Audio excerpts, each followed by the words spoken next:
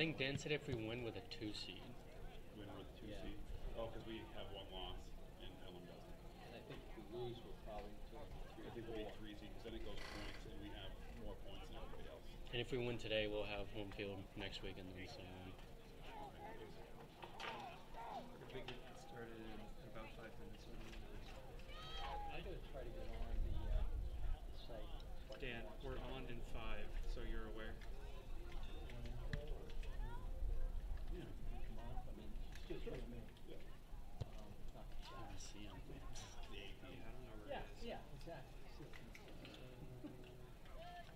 I'm also not wearing glasses. Oh, Binoculars. he's not there. Oh, okay. This works through. Yeah, we're on in 5. This is going to give us a much better. Oh, so we'll be able to watch this. Yeah, this is what I used after, yeah, there. after having a terrible time trying to throw it. He just needs character. Yeah. I did this and it's like straight front. See it better than from up here trying to look down. So it works. I just have to get myself. Is my mic all set? You want to do a test on it or you? We tested it beforehand. Okay. You're both muted right now since we're not on yet. Really, you good? I don't want you to stress out over there. She looks a little anxious. Yeah. I don't know. Maybe She's trying, it'd be worse. she's trying to hide it. Yeah.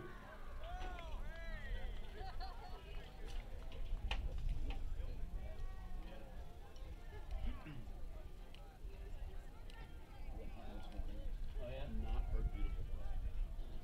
Not butt off. Heard.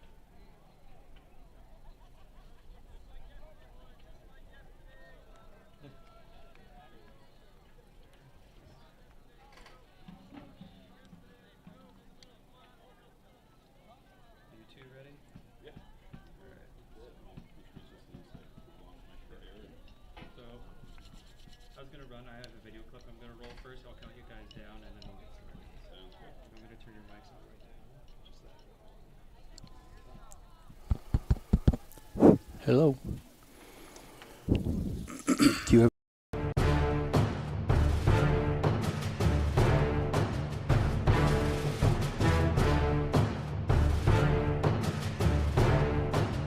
Good afternoon, everybody, and welcome to Plymouth Regional High School for this afternoon's Division II football game, finishing off the regular season for the Plymouth Bobcats. Bobcat Nation Day here in Plymouth. Looking to see all the youth teams out here in support of the high school as they get ready to take on Sanborn, which is going to decide who takes the first seed in the East. Bobcats coming in at a 7-1 mark, and Sanborn at 6-2, proving to be a great football game. It's already been deemed the Division II football game of the week, alongside with Mike Courier. What are we getting ready for? Well, I'll tell you what, I've been watching a lot of film with the Sanborn team, and they're good. I mean, they are very, very good. They run that T offense, and they have a lot of deception, a lot of misdirection, and then they have two running backs that are healthy, and they're very fast and very quick. They've got a couple of really, really good linemen that open up the holes, and these running backs don't need much, and they're off to the races, as well as they've got a great receiver. And, they're going to be a total threat with Plymouth, but Plymouth's proven to be pretty good this year, too. Yeah, talking to Chris earlier in the week, and he brought up their keys on defense. A lot of different misdirection and everything in this tight backfield as we're watching them get ready. They got three running backs right behind that quarterback, and just a lot of quick movement right off the snap. And he said this biggest thing they have to worry about is their keys on defense. I know you touched on it before when we were off the air. Yeah. At number 13, the quarterback's a good quarterback, too, and he can run as well as throw. And I think that he could be a key factor in the game for them, offensively anyway. It's going to be a battle. This is a dogfight. The kids know it. They expect it. But it's a great day to play, and any day is a good day when you can play football. So. Well, and after a couple of weeks of playing in the rain and having some ball control issues, me and Dan were talking about it last week down in St. Thomas. It'd be nice to have a nice day for football, and someone was listening because it is an absolute gorgeous day out there. Almost, these guys are getting used to playing in the cold, dreary weather, and here you go, come 70-degree day. You want to make sure everybody's staying hydrated and see which team can get used to this heat this late in the year that no one's really used to playing in it. Yeah. Well, that's the thing is that you keep practicing hard, you keep lifting, you keep running, you try to keep up your stamina, because that fourth quarter, that's what it all comes down to in some games. And whoever's the least tired, one of the advantages we have in terms of the running backs is we have a handful of running backs that can slide in there, and they're all staying pretty healthy and they're all staying pretty well rested during the course of the game. Yeah, no, we've touched on it. The steady stable of running backs you've got back there, keeping guys fresh, working them in, and then the underclassmen on the offensive line side and defensive line. They've been a nice job this year going through their whole depth chart and keeping these guys fresh, not wearing them down late in games, and they look good right up through the end of the fourth quarter. And that was big last week with Sanborn. It came down to the last quarter. Looked like it's not Sanborn, St. Thomas. Yep. Looked like St. Thomas was getting a little bit of traction there late, but being in shape, being conditioned, full fourth quarter game, and with 5 seconds you're punching in that security touchdown, really showed their conditioning late in that game. Yeah. The other piece, when Diamond scored on that quarterback keep, that was there, and the coaches knew it was there for quite a while during the game, but he was basically uncovered. There was no one accounting for him. So it was a perfect setup for him to keep the ball, and it was 6 points. So that was great to see that. And Coach Sanborn is not going to show everything. They've got an awful lot that they do in practice to get them ready for various situations. And there are going to be some plays that he's just kept in the vault until playoff time, because if you don't have to show, you don't show. Coach Lenahan was the same way. He always had a little trick up his sleeve, and Chris is a smart guy and a good coach, and he's done the same thing. Yeah, absolutely. And, we've talked about it plenty. It's not broke, don't fix it. The right. Plymouth Bobcats and their offensive line and defensive line controlling most of these games. And do you see anything different as far as we get ready for this football game? Well, I think that the lines offensively and defensively match up a little better. I think that there's probably three really good linemen on Sanborn's side, and a couple others that are good as well. But Plymouth, they've had so much size, and they've had a lot of experience working together all season, and they really have pretty much dominated that offensive and defensive line of scrimmage, which is where you win your games. Yeah, they've looked great, and like I said, we've gone over the substitutions and the depth they have there. So, looking for more of the same. As we get ready to go, we're just underneath 4 minutes from kickoff. Again, Greg Sanborn with Mike Courier. We've got Dan Salzar down on the sideline today, bringing you shots from down on the field, which is great. We got a beautiful day for football. We're going to step away real quick, and we'll be back with the national anthem. Thank you for joining with Pemby Baker TV.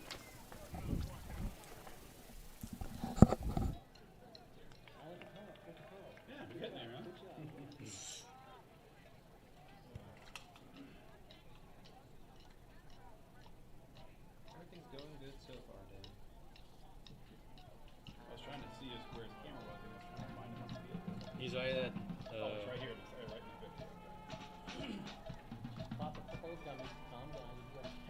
in the video.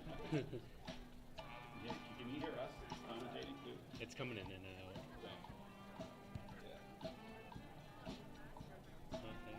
I told you that everything's going good up here so far. Yeah, it's a bit of a.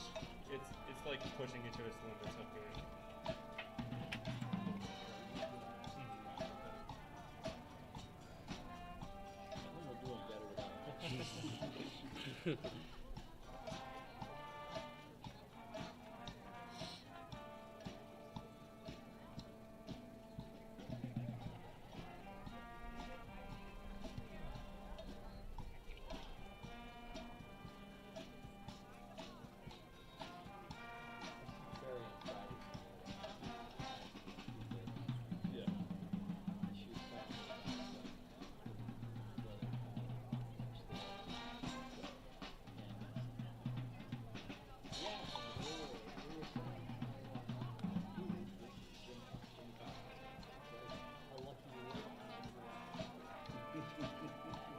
Nolan goes, Dad, you may have that wrong.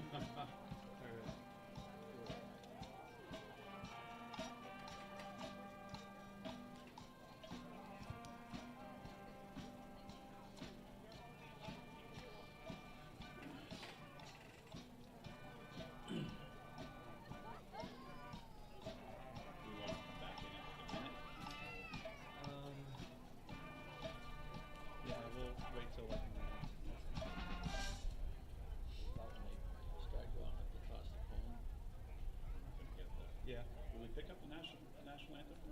Welcome to Bobcat Nation Day 2023, where we carry on pride and tradition of Bobcat football by having all our Bobcats dressed for today's Switch game. headsets. Since Bobcat Mike Nation used Day it is for how we Dandy honor our and senior Bobcats and recognize how far they've come in the program, Dan, can you hear whether me? this is their fourth season or their first season as a football I can hear you Bobcat. too.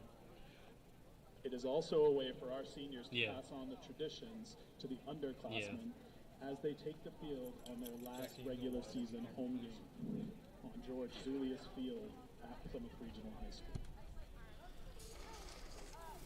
We would like to take a moment to recognize this year's seniors. Number 62, Liam Hatzenmuir. Number 87, Kevin Stove. Number 63, Zach Carter. Number 20, Gabe Keene. Number 85, Brennan Johnson.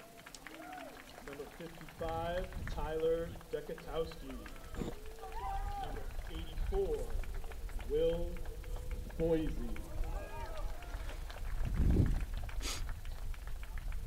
And Liam Rahman.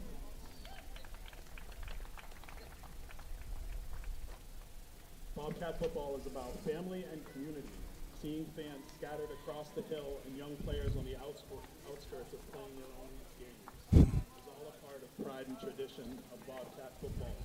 A big shout out to our football family and specifically the parents and families of this year's 2023 Bobcat My football wife says they can hardly hear Greg and I. She's in Waterville Valley. Maybe that's part of the reason why. I don't know.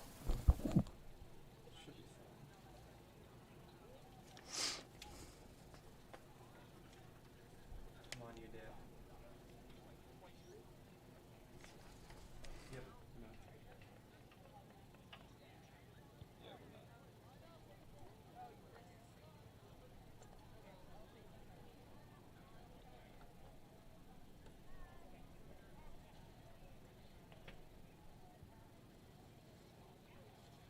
The officials for today's game: referee John Jaskova, umpire Paul Smith, head linesman Hanson Good, line judge Jim Gargano, back judge John Hawk.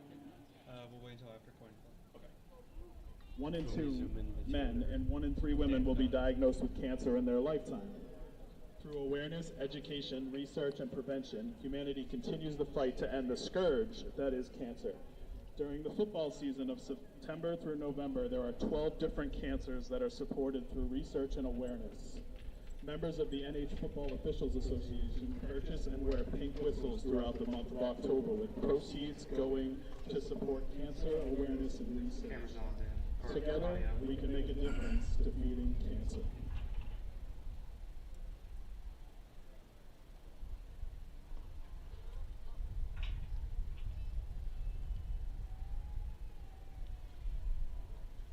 Like Sanborn. We on?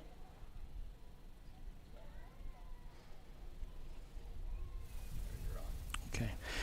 Well, it looks like we had the coin toss, and the Sanborn will receive. They won the toss. They'll take the ball, and we'll see. We'll see what happens. Ladies and gentlemen, please join us in Yeah, we're getting ready for the national anthem here and getting to some football. performed by the PRHS pep band under the direction of Mr. William Rod.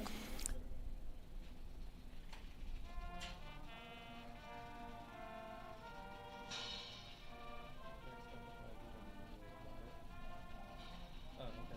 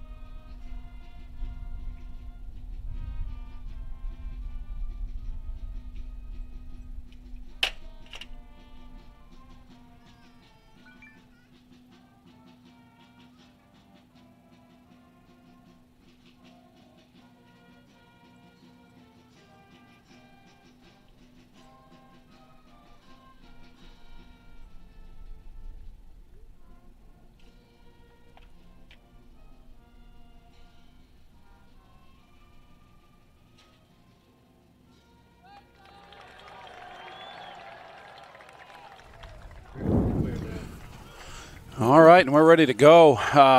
The speaker before the game talking about Bobcat Nation Day. It's a great tradition here at Plymouth. For all the high school ball players, from freshmen all the way up, get a chance to come out and dress for the game. If you're looking at the sideline, you probably notice there's twice as many team players down there as usual. Really great for the underclassmen to get a chance to come up, and hopefully if the game goes the way Chris wants it to, they get some playing time as well. It's always good to have them, the young kids, on the field when it comes down to big games and playoff games, because they get a sense of the feel for what's going on and the intensity of it. I know they are limited somewhat when it gets in the playoffs as far as how many kids they can have, but it's a good experience for these young guys to see what it's all about, because they'll be there in 2 or 3 years themselves. Yeah, freshman and JV games, you don't get the turnout like you do for a varsity game on Saturday, so that's for sure. So getting out there and seeing this crowd and have that support behind you feels pretty good. We are going to do the best we can as far as calling out numbers and what's going on. We are coming to you live up in the library today from the high school, a little bit better service up here. So we got the laptop up in front of Mike. Hopefully we can call some numbers out for you, and we'll get ready to get underway. It was amazing. I never knew where the library was when I went to school here. So I finally found it, and it's great because you can watch football from here. And the kick, it's the pooch.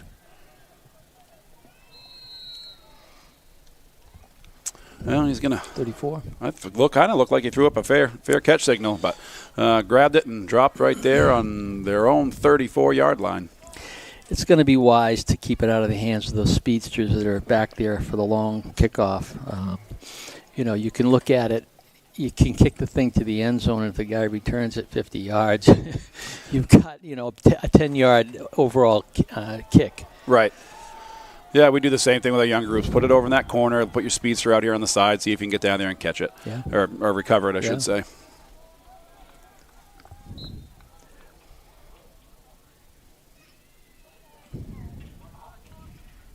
They jumped, I believe, Coach Lamb's shift pulled, I think, the right tackle jumppt, and it's going to be a 5-yard penalty. Yeah, that pre-snap shift. We saw it a couple times the other night against Sanborn, and sorry, I'm going to keep doing that. The other night against St. Thomas, I caught him a couple times. So having a little bit of a discussion here. It looked pretty good at the Bobcats, just shift side to side. So should be a false start on the offense. And he's stepping it off. False start, Sanborn. Well, it's going to set up Sanborn 1st and 15 now. A little delay here. There's that full house backfield we were talking about. A lot of motion out of the backfield here.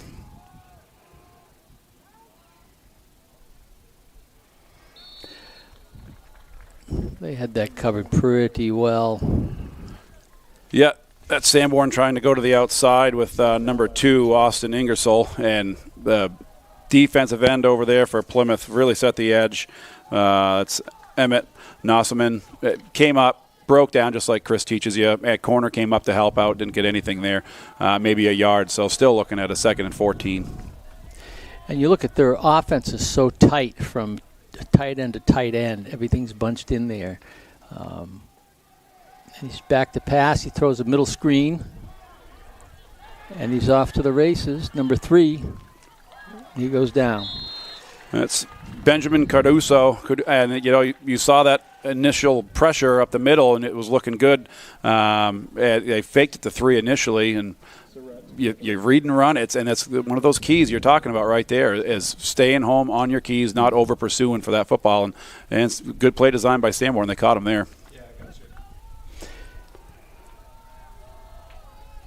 Spreading them out here now. We talked about how tight their offense was with a pro set either side.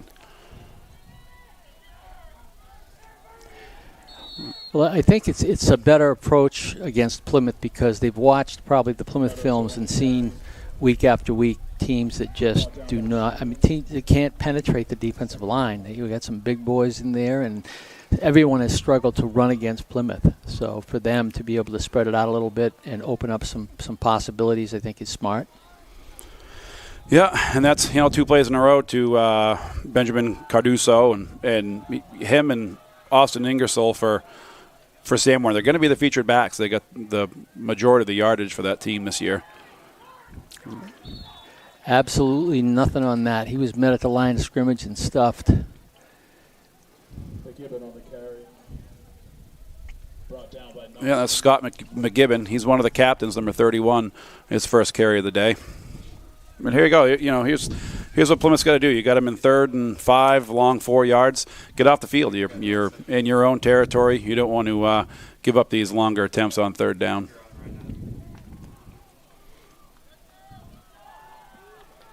I think those running backs are, if they're 2 yards behind the offensive line, I mean, they're right up tight. A lot like our formation. Quarterback tries to throw back. Boy, that's a tough pass. When you're rolling right and trying to throw back to your left, it's not going to improve your accuracy. The other thing I was going to mention, Greg, is they also, out of this T formation, they run the option. And that's something I wouldn't be surprised that we see today. Yeah, I mean, it's the last game of the year. Sanborn needs this. They know what it means, so they're not going to hold anything back as far as what their playbook has in it. That last pass, Tyler Dukaskowski chasing him down. It's hard to throw when he's in your back pocket. So we're looking at 4th down and about 3-4 yards. And they're not going to get the first down. Plymouth stopped them on 4. Yeah, they came here to the wide side and closing it down. It was a perfect job by Tyler Medeiros, and right in the hole. It's tough to be a lineman, right? You do all that hard work in there, and you don't always get the glory, but took on 2 men right there, stuffed the hole. Linebacker was able to step up and make that play. That's perfect team defense. And now, hey, you set up 1st and 10 on your own 35-yard line and let your offense go to work. And I think we'll probably see Coach Sanborn going with what he's been doing since it's been successful all year long. And he's into his 200 formation where you've got a wing to the right. Now they're going to flip-flop to the other side, put power to the left. Hand off to the fullback, Mr. Thorne, for about 3. At this point of the season, I think I've stopped trying to guess what Chris is doing because every time I say we're going to hammer the football or anything else, they come out with a play action or misdirection. So right there, yeah, give it to your big guy up the middle. It looks like a good 4 yards. Yeah. Well, you know, usually the first round, you're going to offensive possession. You're going to do what you do, see how that works. If that gets shut down, then you go to Plan B and open it up a little bit. The nice thing about this offensive setup is they can go really anywhere, backside, front side. You know, just change blocking schemes and whatnot, and they can really attack any kind of adjustment that's made. And there he goes. Yeah, right back to it. Robbie Thorne right up the middle again. And we talked about it before the game. Your offensive line has been dominating, so it's not broke. Don't fix it, right? Let's run right behind those big fellas. And 12 yards and 2 run plays, you're going to take that kind of yardage every day. Yeah, and he did a nice job following the blockers. He sat behind them and, you know, kept his hand out on them so he knew where they were going, and he cut off to the right a little bit. So he did a nice job with that. And again, it's a first down. Well, let's see. What is it, 7? It's right on the 49-yard line, first and 10.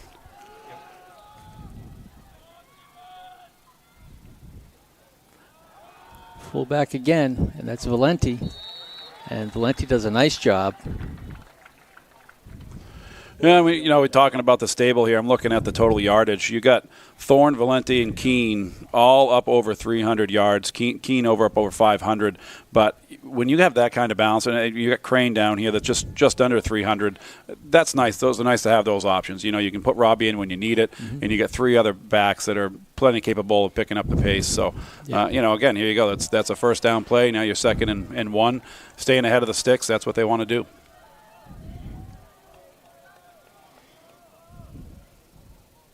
Second short, you might see a little play action. Nope, they're going to go right for it.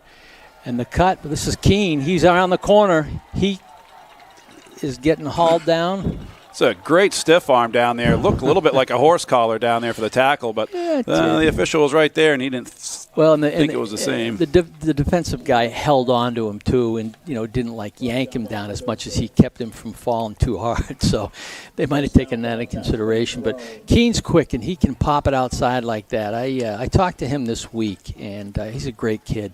And he's got that speed. You want to get him out one-on-one as much as you can with somebody, as well as some of the other guys, too. And so that was a great one.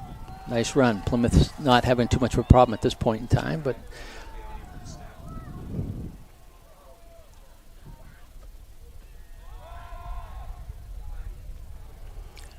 another push right up the middle for 7 yards. And last week, if you watched it online or if you were there at the game with the rain, those rubber fields, these guys were making these cuts they're making right now, and they were slipping down. It's the difference between that rubber field and this actual grass. Be able to make those cuts, and that last play, that jump cut, that might have been a slip and fall last week down there in St. Thomas. So it's nice to see them having the footing today.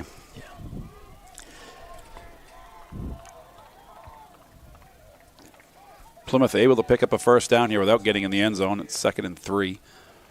Oh, boy. Ooh. There's your film study right there in the first drive. Brendan Johnson a little quick on the trigger on that one. That's going to put him back 5 yards.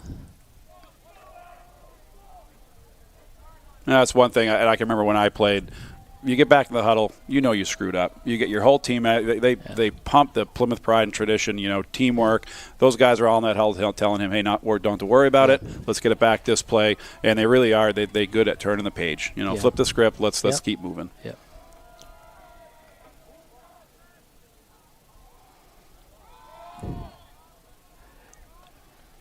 Fullback straight ahead. He looks like he is probably a couple yards away from, or is that? Yeah, he's probably. Yeah, they looks like it got about the penalty yardage back there. The big thing I noticed there is they really sold the play action pass there. Mm-hmm. Chris taking a look at that. Looks like Sanborn is coming out in a 5-4-2 defense. So maybe that's their look, right? Let's see what their defense reacts if we really show them pass, setting up something here maybe. Maybe not this drive, but for the next one. Eventually they're going to throw that play action out there.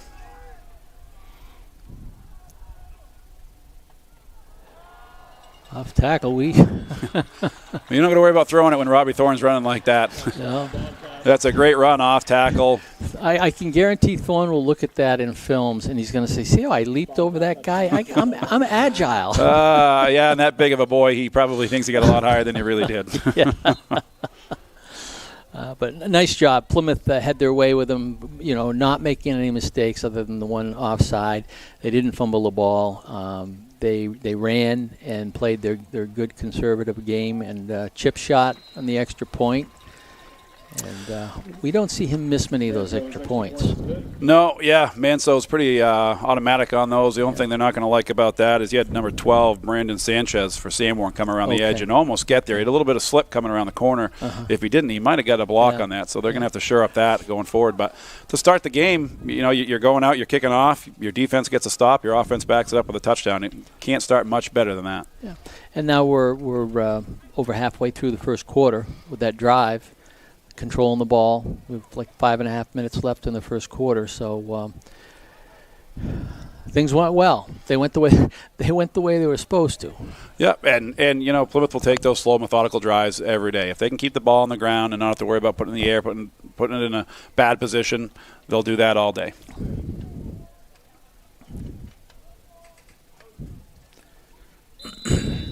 Sanborn is wearing the pink for breast cancer. We got a fumble on the kickoff. The same kid did the exact same thing on the last kickoff. He went to catch it, he dropped it, and then fell on it. So that's Richard Callowet, and I'm going to say thank you to Sanborn for some of the breaking down some of the spellings on these last names to help me pronounce them. Phonetics doesn't always work with some of these names. It's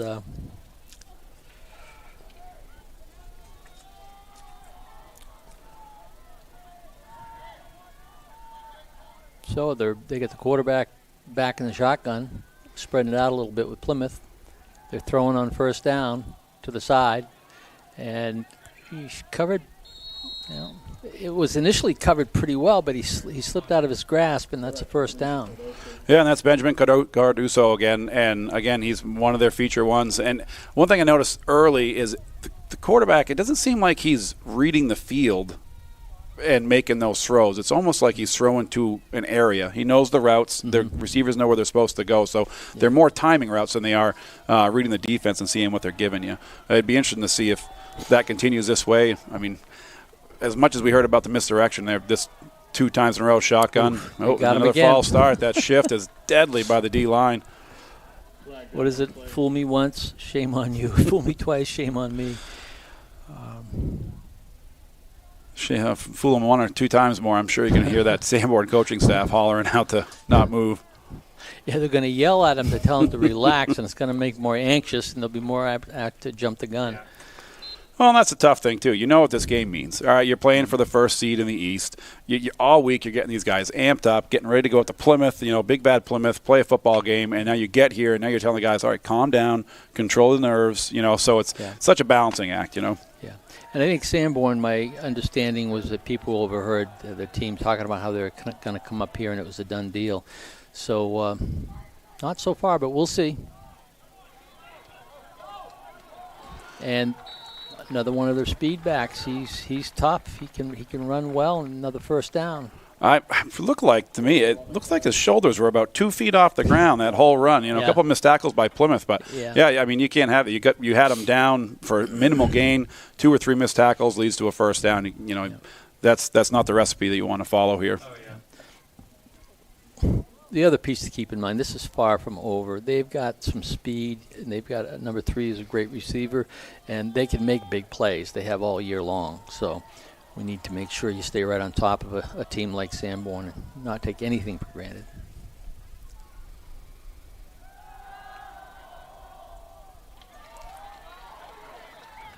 Same play design as they went to the other side. They're taking that wide out and setting them upfield, clearing off the side of the field, and then number 3, Cardoso is just doing a 5 and out, and it's hard for that cornerback to stay on that breaking route. And it's a timing thing. The quarterback's taking two steps and throwing it out there, knowing that's where he's going to be. And that right now, their timing's better than Plymouth's for sure.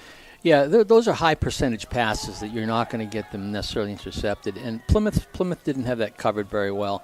And the thing, getting it outside to some of these running backs that are so quick, once they have some room, like they're doing right now, they just threw to number 3 on a stand-up pass, and now we got a flag on the play. And anybody in New Hampshire that's watched New England football, it's all they used to do, right? Throw it out to Edelman or Welker. It's pretty much a long handoff. You're getting these guys in space, letting them make a move. And, even there, you threw that one almost behind the line. Yeah. And he got 5-6 yards out of it. Yeah. It's going to be a face mask on Bobcats to top that off. All right. Well, let's not shoot ourselves in the foot here. But Plymouth can do the same thing. They've got some people. You get Keene out there one-on-one. He can do some damage too. And the coach hasn't really gone to that sort of thing yet. But I know they've got stuff in the plans if they need it. So. Well, we know how Lamb is with his adjustments. Right now he's seeing this. They're doing these quick out passes. Whether they do press coverage or what they change up, it's not going to be something that's going to go throughout the entire game without him adjusting to it. Right. Looks like we got a timeout right now from Sanborn. We are at 4 minutes and 35 seconds here left in the first quarter with Plymouth leading 7-0. But Sanborn is driving down to the Bobcat 22. We'll step away just for a second. You're with Pemmy Baker TV.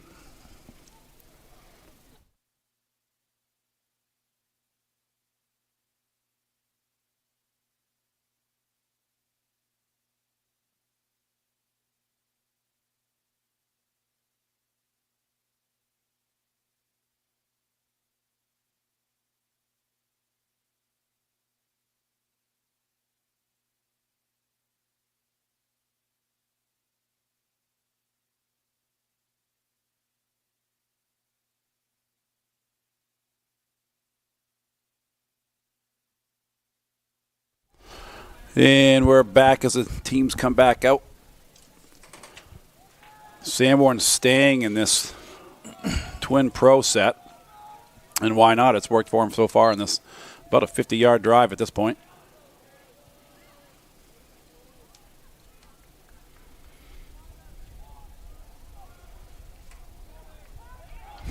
Going right back to the captain there. Scott McGibbon, and to this point has been probably the least effective back for Sanborn. Benjamin and Austin have definitely been the ones doing the damage. Well, they set that up, and they're starting to spread Plymouth out, so they figured on that one they kind of go back to the short side of the field with a running back. And a good idea, but it didn't go very far. And I know you talked about they have an option play out of this, and when you see that set man on that far side coming in motion, I'm assuming he's probably going to be the one going out with that quarterback on that option. They haven't done it yet, but definitely setting something up for further on in the game.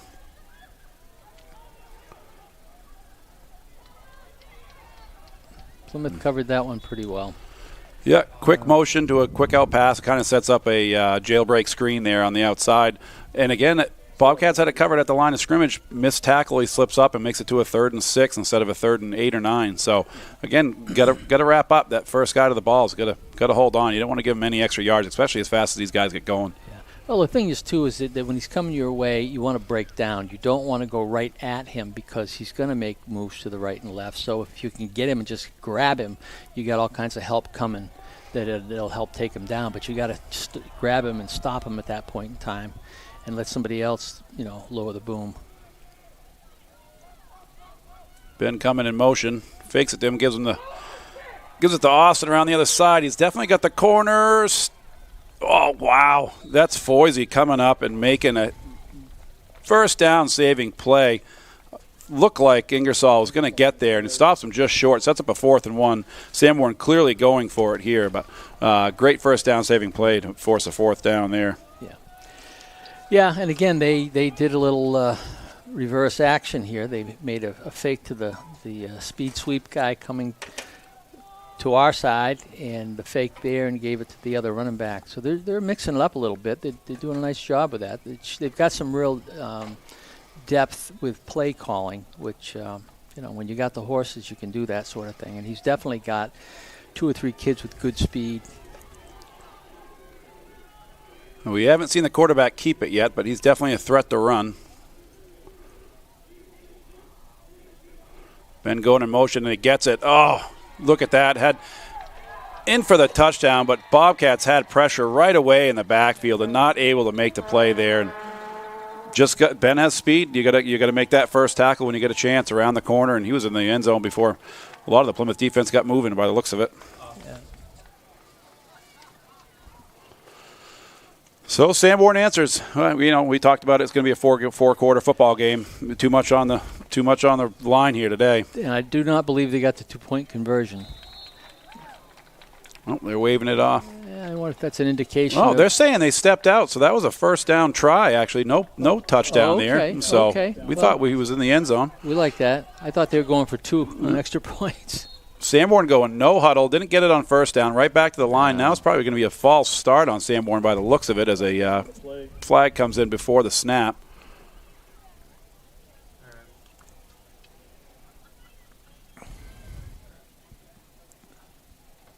Were they pointing to Plymouth on that? Yeah, I think women had encroachment. Encroachment? Maybe? Yeah. Well, they can't get that ball much closer to, so you'll give up a 2-inch penalty on that one. Remains second down. Right up the middle again, and it's not going to do it by the looks. They're coming in for a point, but looks like they're going to be pushed back a little bit, maybe to the 1-yard line. That's going to bring up a third down. We'll see if Sanborn hustles back to the line, and it looks like they're going to go no huddle again. Well, you're going to see a toss to number 3 going to the should go to the. It's going to go to the short. Yep, the little dump pass, and that was the pass that I watched them do. Is that little quick dump right over the center, and fortunately, I couldn't really see if it was just a bad throw or if the receiver got held up. I know that they talked about with the tight ends of making sure to hit those guys and not let them release without getting hit. Yeah, that was thrown to Rich Calouette, and I don't know if he actually ever saw the ball or not. Looks like he reacted late to it, but good job by Bobcats. Of course, we're in the library, so it's hard for us to see. We're thinking touchdown. They get regrouped, they get on the ball, and Sanborn going right at him 3 straight plays with no huddle and keeping him out. I don't know if I agree with the timeout. I believe Sanborn took it. Bobcats are tired. Now you're given a chance to get some water, take a break, think about what we're doing here on 4th down. So we'll see how this turns out. Well, it's 4th and 1. Big play here.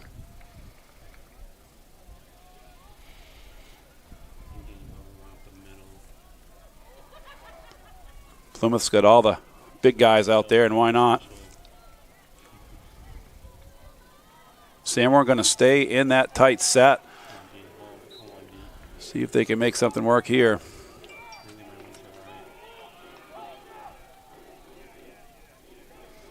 Here's the toss, and that is covered 54 for Plymouth. That's Austin Ingersoll on the pitch. Tried to get to the corner, but Plymouth had to contain. Boy, that was a great play on his part. Great play. Yeah. They read that, and Emmett Nosselman has the D end on that side and got upfield and did not let him go. And you know what? That's honestly the best thing for Plymouth right there. Not only do you stop the touchdown, but they throw a pitch, which makes them lose 4 or 5 yards. So now your offense has got some breathing room. You're not inside the 1-yard line coming out of your end zone. Yep. So now you got 1st and 10 from your 4.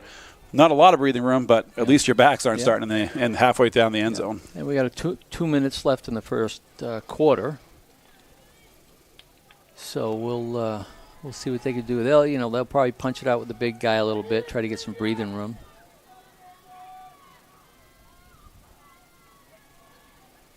And they do, and breaks through the line of scrimmage for about a 6 or 7 yard gain. It's going to be. Looks like 2nd down and 2. And looking at it from this angle, Sanborn's running a 5 front, so their defensive ends are outside of the Plymouth tight end standing up, and they get the 3 down linemen, but their tackles are pretty spread out from their nose tackle, so there's giving you that 4 and 6 hole. Yeah. So if the Bobcats can keep blocking that up, you got 4 yards to you even get to those linebackers. Chris will take that all day. If Sanborn's going to have to adjust, maybe pinch those guys, but you pinch down those inside holes, they're just going to bounce it out. It's tough to keep up with it. Yeah. And right now you can see the holes right now. I don't know if you got the angle on the TV, but yeah, you can see the holes inside there, and that's what the Bobcats are hitting. And there they go again. Boy. And here, boy, don't let Keene go. And now, you're out at your own 30-yard line now. Your whole playbook's open now. You're out of the shadow of your own goalpost. So Chris will be ecstatic. Chew up the rest of the first quarter. Drive your way down here. Start chewing up the second quarter. Run this clock. Yep. Sanborn slowed it down a little bit with the amount of throwing they were doing. Probably going to be your last snap here of the first quarter for Plymouth. Yeah, I was a little surprised. I saw them. Sanborn went into the power I, and I'm surprised they didn't try to pound it with the tailback a little more.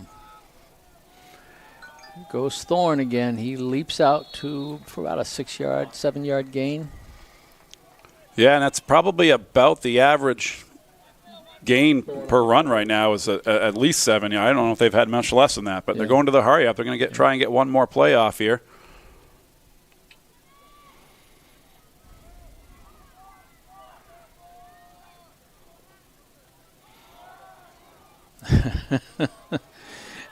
Fumbled out in the last second. See if Plymouth got it back. I see Zach Carter down there pointing the Plymouth direction. The way they're rolling off, they don't seem too worried about it, so it must be Plymouth got it back, and they did. Yeah, well, that was fortunate because Robbie got the ball out there, and you've got to, when you start getting held up, you got to really go 2 hands on the ball because the guys coming in are going to try to rip that thing out of your hands. They know you're not going anywhere. Yeah, Brennan Johnson luckily was in the right spot and recovered that football, and that's going to bring us to the end of the first quarter. So. Good drives by both teams. Sanborn was threatening, but Plymouth able to hold them out. So it's 7-0 here at the first quarter. We're going to step away real quick. You're with Pemmy Baker TV.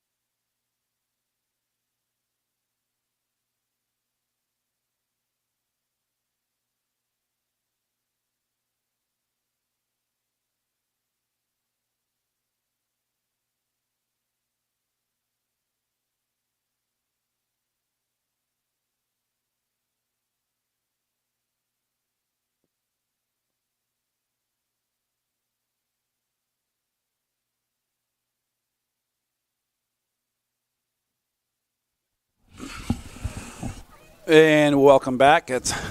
Teams have flipped the field, and we're headed in the other direction. Copy. Bobcats coming out with a split receiver.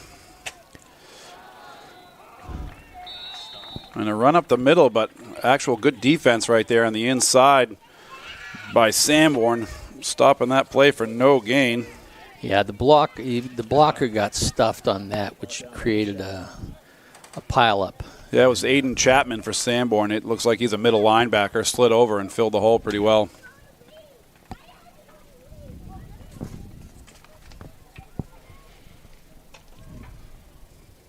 A lot of times when you may be playing against guys that are bigger than you, sometimes just doing submarining to plug up the hole is the best thing you can do. Yeah.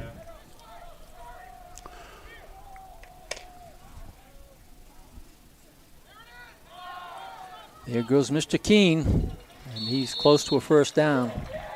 Yeah, went right around the edge that time. Last time the D lineman did a good job holding up the offensive lineman, get your linebacker to slide. This play, the Bobcats able to get out to that second level and seal those linebackers, and right around the corner he went. Great play to set you up with third and short here, less than a yard. and they wonder what we'll do. We could go get the first down, or we could play action. Well, I don't see a punt either way in our future right here, so. We got the speed sweep right now, and we haven't seen that yet. Fake it and go right up the middle.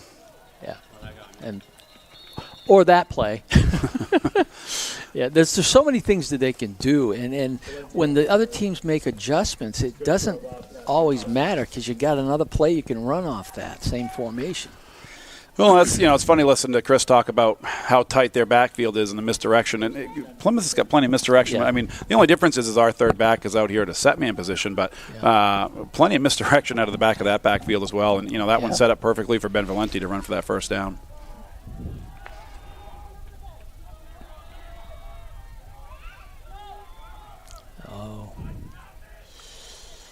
Well, they met him there for a short gain, only 2 or 3. And here we go. We're talking about, what play they should run or what Chris has been doing. The whole first quarter, they're in a tight set, doing well. Yeah. Why change it? And here he comes out. Now we've been in pro set here the first couple plays. So as soon as you start, Chris knows he's trying to stay ahead of the other team, right? You showed him those formations the whole first quarter. They're making their adjustments. Let's hit them with something different. Yeah. And, so far, so good. Valenti came off the field a little limping a little bit. And on that last play, he kind of turned his shoulder down, which stopped him instead of going face up trying to. Well, now you got.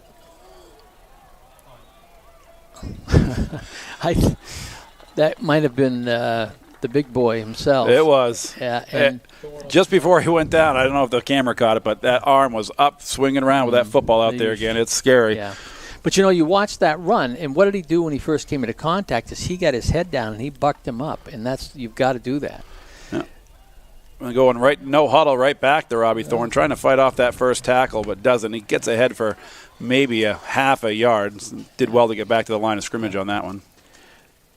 But there's some I see some things out there defensively for Sanborn where there's some weak spots, and I'm sure that Coach Sanborn and his crew upstairs are aware of it. But well, if nothing else I'm sure of is the amount of film study Chris probably did in a week that he knows where they are. This drive started with 2 minutes left in the first quarter, already almost down to 8 minutes here in the second. Staying with that pro. Full shift in the backfield. Flag coming in there. Eli Crane up the middle for a nice little gain, but probably going to come back as that's in the area holding.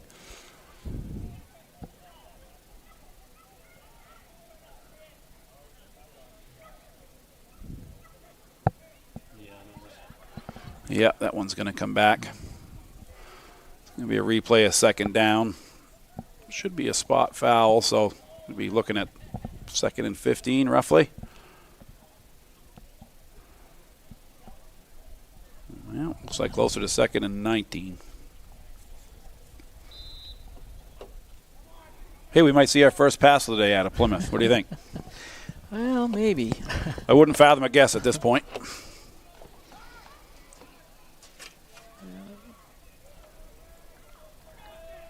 Yuri Barg went out wide. He's been one of Luke's favorite targets. We could possibly see speed sweep here to the wide side of the field as well, but and we very do. Nice call. And we do, and he's out there. He's going to nice spin move. Okay. Ebargwin holding up that corner. The outside linebacker slid out, but easily picking up all the penalty yards back, setting you up with a 3rd and 7. Much more manageable than 3rd and 19. And again, that speed sweep is tough. Their defense was kind of tight, and he's got a full head of steam when he gets the ball. So when you got a full head of steam, you're heading around the corner. He gets that corner, and he turns it upfield pretty quick. And that's something, in the early going, as much tight run as Plymouth has had, Sanborn's not tightening that defense up very much. They still got their 2 deep safeties, allowing those running lanes, but they're not getting beat over top. They're making Plymouth drive down the field. But when you're taking 5-6 yards at a clip like you just right there, Chris isn't going to push the fact. They'll take that every day of the week. I think we're looking at 4 and 1 or 2. Looks like we got an injury, number 31. Yeah, that's the captain for Sanborn, Scott McGibbon Scott Jr. McGibbon, yep. And, hopefully nothing serious. He was standing up thinking like he was going to walk off and ended up taking a seat right there. And at this point, what hasn't worked as far as running the ball for Plymouth, if you're Sanborn, what do you tell them? You're looking for jet sweep, you're looking for Thorn up the middle. It's tough when everything's going as good as it has for Plymouth. Yeah. On the other side for Plymouth, you don't want to risk anything crazy here, right? Yeah. Run what's been working. Mm-hmm. They know what's coming. They haven't been able to stop it. So go right at them. You only need 2 yards here. And there's some plays that we haven't seen at all today that they've used successfully before, so he may go to some of those. But when you run that speed sweep, you've got obviously the speed sweep back. You've also got your full back after the fake, and you've also got play action. So you can do, and you also would have quarterback keep. So you got a lot of things you can do and a lot of things for the defense to pay attention to. So. Well, Scott was up and able to walk off, little limp, but hopefully he's able to come back. He's a senior for Sanborn, so last regular season game, you'd hate to see him miss any of it if he doesn't have to. As it is, it's 4th and long 2 for Plymouth, coming out with a pro set. Okay. The first pass of the day for Plymouth, unsuccessful as they got pressure right away off the edge. Looked like they may have gotten away with a little bit of a false start there from their right tackle, but either way, it ends up in a turnover on downs. A little surprised. I mean, no play action to set up that first pass. You've been hitting them with a run. Instead, it was a straight drop for a pass. A little surprised, no play action there? Yeah, I mean, it's if you've been running all the time and they're getting used to that and expecting it, it may hold them a little bit more, a little longer. When the receiver went out, somebody was on him immediately. And what Luke did, though, it was smart, is he threw that ball away where nobody could catch it. And that's a sign of a good decision making. A lot of times these young quarterbacks will want to just heave the thing and hope somebody catches it, and it doesn't help. Nope, and it leaves Sanborn right there on the 13-yard line for this 1st and 10. And they're going to come out throwing and completed. And again, going right back to Ben Cardoso. And why not? He's been the one they've been going after on those quick out passes. Direct complete to Cardoso.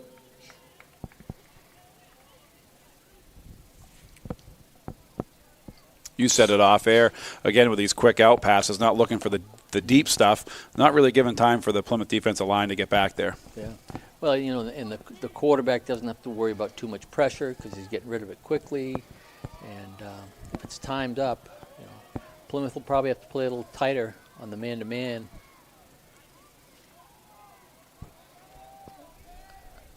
And that was their trap that did not work out very well. No, definitely the success for Sanborn's coming out of that twin pro set. They haven't had a lot of success out of that tight bunch backfield. Mm-hmm. Not that they're going to go away from it, but their most successful drive was with those twin pros. So probably going to be looking to see a lot more throwing and maybe some sweeps and quarterback keeps out of that. But that their base offense, that base formation right now, knock on wood, the defensive linebackers for Plymouth are reading their keys, flowing to the football, and stopping it. And here they're going back to that twin pro set right here. And with Cardoso in the slot, you got to look for that quick out-breaking pass. Yeah, well, and you'll notice they've got 3 guys over there on 2 because of number 3. Oh, boy. Yeah, that's going to be a tough call. I think that's on Jackson or Rainier. The ball was behind the receiver by quite a bit, and it looks like he tried to come back for it, and Jackson was in the way. So that's good pass protection, tough call.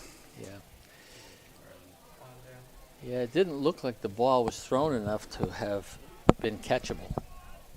Yeah, I believe Jackson had a better chance in the ball than their receiver did. Either way, it's going to end up in a first down for Sanborn out at the going to be the Plymouth 39-yard line. I guess, is the ball on the field, or am I just not seeing it? No, he's pacing it off right now as we speak. Getting his steps in. It's going to be the Plymouth 37. I'm sorry, the Sanborn 37. See Taylor Russo here. He's playing inside leverage on on Ben. He's making sure he doesn't outbreak. He doesn't want to give him a post down the middle of the field, and you get Rainier right there as well. Go a sweep to him. Tries a reverse field. Sure, that's Not going to be. And the ball came out. They're pointing down. He's saying he was down. I think he was down. He had 3 Plymouth Bobcats on him. Yeah, when you get Zach Carter and Tyler Dukakowski, that doesn't feel good. Both big boys, well over 200 pounds. That hurts. So, but good staying home on that backside. It almost looked like it was a designed cutback, and Plymouth again. Yeah. Knowing their keys, going to where they're supposed to, and not allowing that. It was a great play to knock them back. And the running back, Cardoso, was tentative. When he got the ball, he kind of slowed up, not really seeing much. And, of course, they're running him into the short side of the field, which, the sideline becomes another defender when you don't have a lot of room.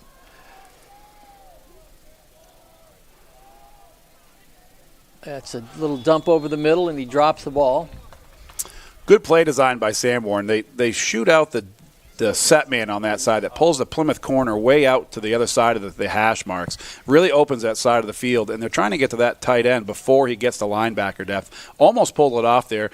Wouldn't have been a big gainer. Plymouth linebacker right there ready, but still for a quick 5 yards and a short yardage deal. Looks like a lot what they tried down in the end zone to get in on third down. Yeah, yep.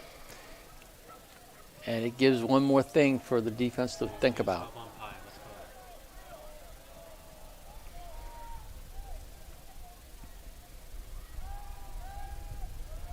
There's the wheel. Trouble. There's the wheel.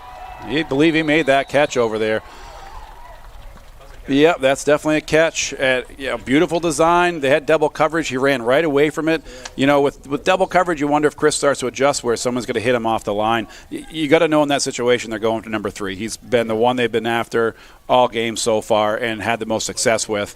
Someone's going to have to start hitting him off the line and not just letting these free releases into these pass routes. There was a mistake. The D-backs, there was a mistake because it was Mansu and who's the other one? It was Taylor Russo. And both of them were caught up. Nobody dropped back, and he went around and by them. So somebody missed their read. Now I'm going to try to give it to him inside, and that's not going to work. Had a host of. I think Nossaman was there first. Medeiros, I see getting off the pile as well. Yeah, and then Crane. Bobcats doing great against the run. It's the throwing that's really hurting them right now. Yeah. And I think that's the spot, the area. The defensive backfield was one that, there were young kids back there, and they were a little, concerned that it would take a little more time. But, it's been a whole season, and Plymouth's proven to do pretty well. And but, again, if you've got good receivers with speed and a quarterback that can throw, it always makes it tough.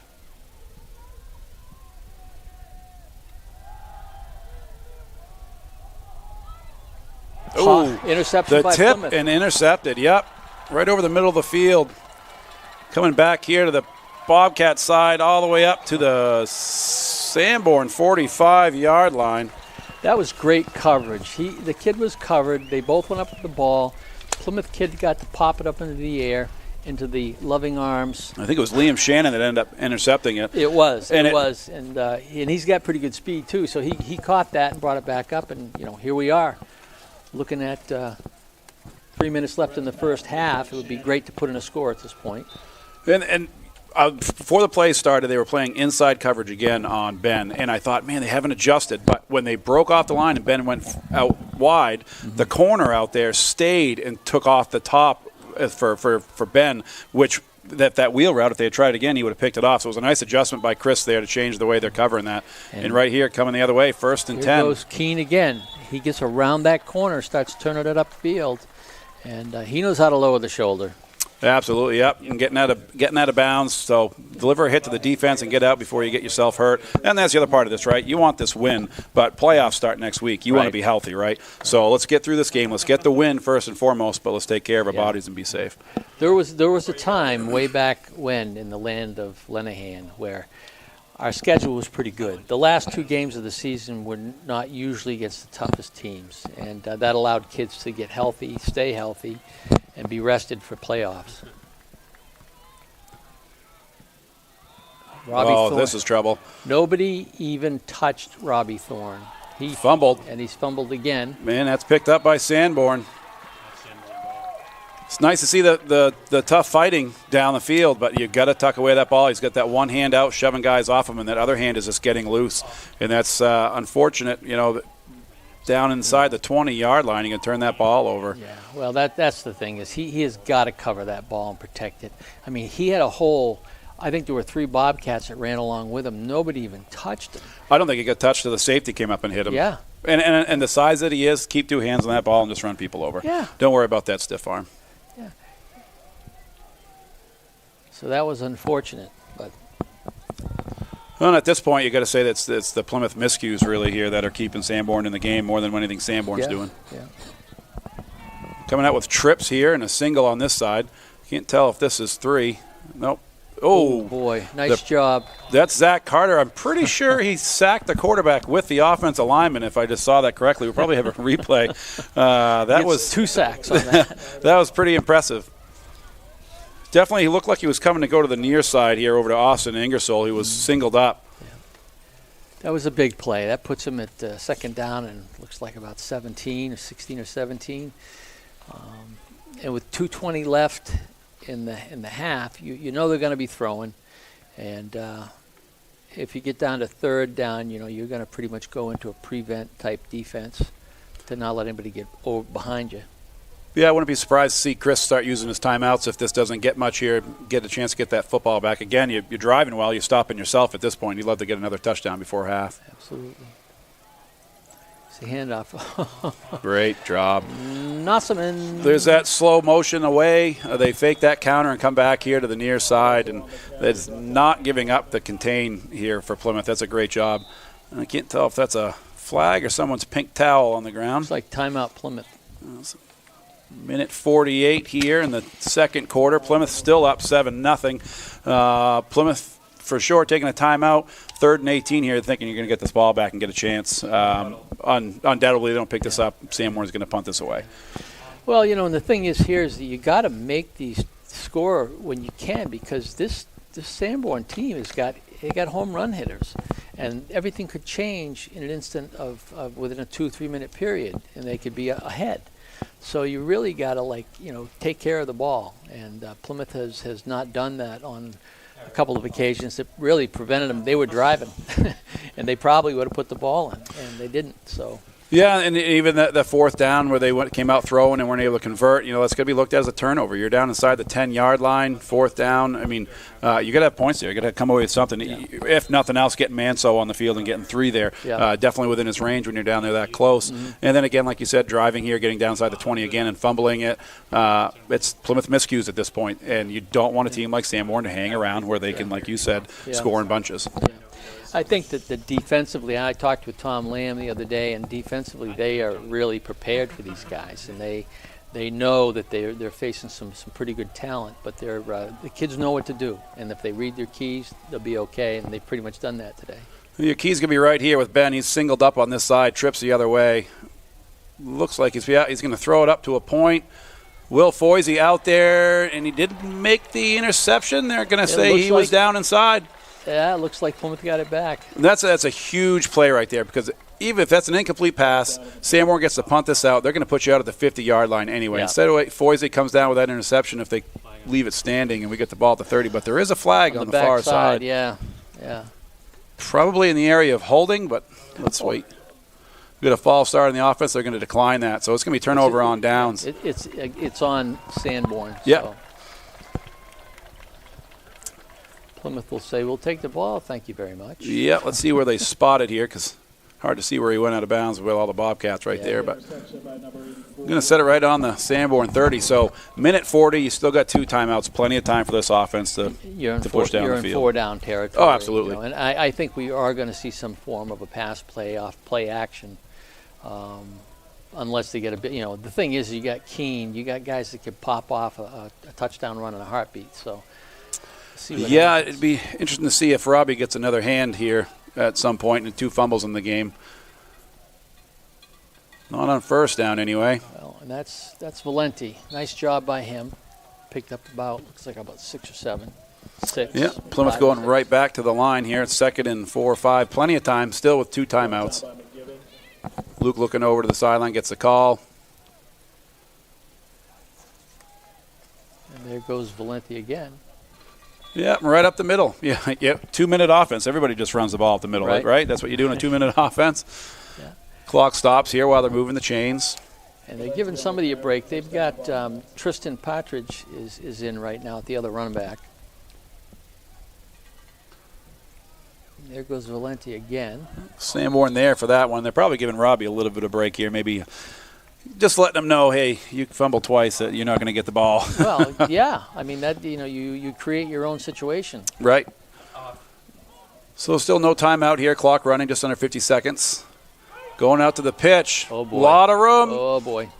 Late flag comes into the backfield. Most likely going to be coming back for a hold. Yeah. Good Well, run, though, up to the first down sticks there. It was, and then they had the speedster. Cardoso came across to get Keene. That's against Plymouth.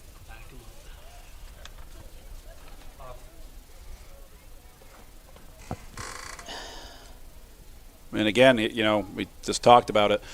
Plymouth keeping Sanborn in the game. You got a 1st and goal inside the 5. Now we're 2nd and 17, roughly, Yeah. 2nd and 18. Yeah. They've got Keene back in. They've got Crane back in. Probably not going to be very hard for Chris to find much to talk about here from this first half. A complete dominating first half, and you've only got 7 points on the board here, running under 20 seconds. And we haven't seen Rainier, though we will now. Look at the Nice catch. one-handed catch under 10 seconds. Clock's running, and Chris is hollering for a timeout. Jackson Can't wait Rainier- to see the replay on that one. Yeah. Well, he's just, this kid catches everything. That was a great one-handed catch by him. And we haven't seen much of him thus far. Running the ball on the trap. We're going to look at the replay right now. And, that was a one-handed catch. Great catch, inbounds. Yeah, he'll be asking the tech department for that little highlight reel for his own private stock, I'm sure. Yeah. So it is still 3rd and 8 because of the penalty. So you got 2 downs here with 8 seconds on the 14. 2 quick passes to the end zone. Yeah, you still got a timeout, I do believe. I think Plymouth is staying with 1 timeout. Yeah, I mean, it's got to be something quick because it's, 8 seconds. But you could get a couple plays off. You're looking at a 32, 33-yard field goal from right here. I don't know if they risk that chance or if they'd like to get a little bit closer. Well, I think we're going to see something to the wide side of the field here. I mean, you've got one guy out there and a lot of room. So we'll see what. For another pass here. It's going to get rid of it. Throws it up. Oh, tipped. But still with 3 seconds, they're going to get one more chance. And that's the second time he's rolled to the right side. And that's number 21 for Sanborn, Austin Ray. Both times rolling to that side. He's been right in the backfield screwing it up. Well, there are a number of plays that Plymouth has to throw the ball, and I've seen none of them.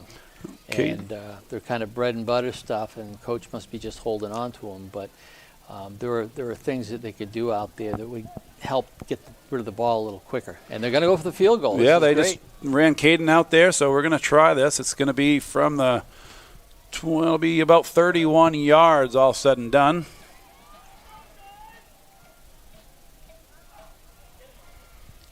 Snaps up. It looks Going to be short. short and a little to the right. Ben received that, must have stepped on the line.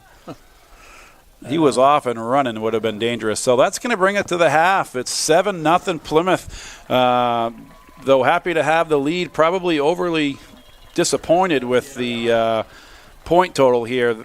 Dominating first half by Bobcats, but only at 7. If you're Sanborn, you got to be pretty excited about where you stand. Yeah. And again, they got home run hitters over there. This game is far from over. And the way it goes is usually the team that makes the most mistakes and turns the ball over will not win. And Plymouth's had a couple of golden opportunities, and they've fumbled. They've played a great game defensively, obviously.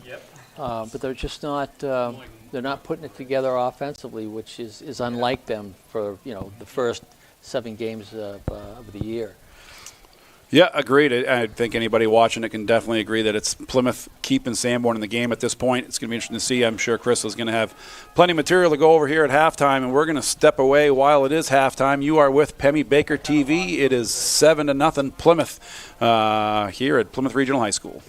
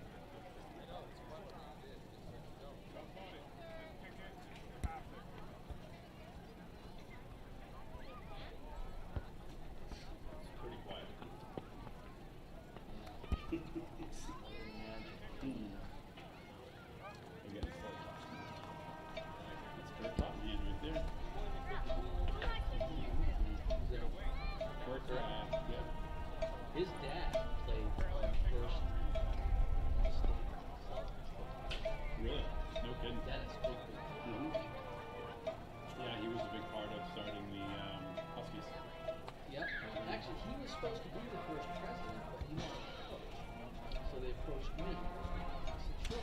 Yeah. Which I'm more of a marketer. So it worked out. Dennis really coach. Couldn't just do Right. that. So, Yeah. so it was fun. I mean, I was meeting Rotary. I was good program. We actually became winners with Gonzalez team. I was on Gonzalez team. Yeah. So I mean, second year. Yeah. I started in '94, and we lost the state championship that year. And then we won it '95, '96, won the nationals in '97, and then '98 was my last year there. We lost in the playoff. Abby Curry, she was my quarterback my first year. Yeah, she was a hell of an athlete. I have a great picture for pitching the ball for Yeah. Yeah, that was my first year, so with Bagali and Gonzalez, all those guys were kind of like the starters in year one. And yeah, we lost at Nashua state title.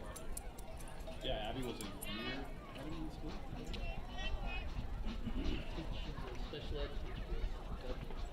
Oh, yeah. I haven't seen her in years. Was that a crush on in high school? Just didn't have a brass to say anything to her.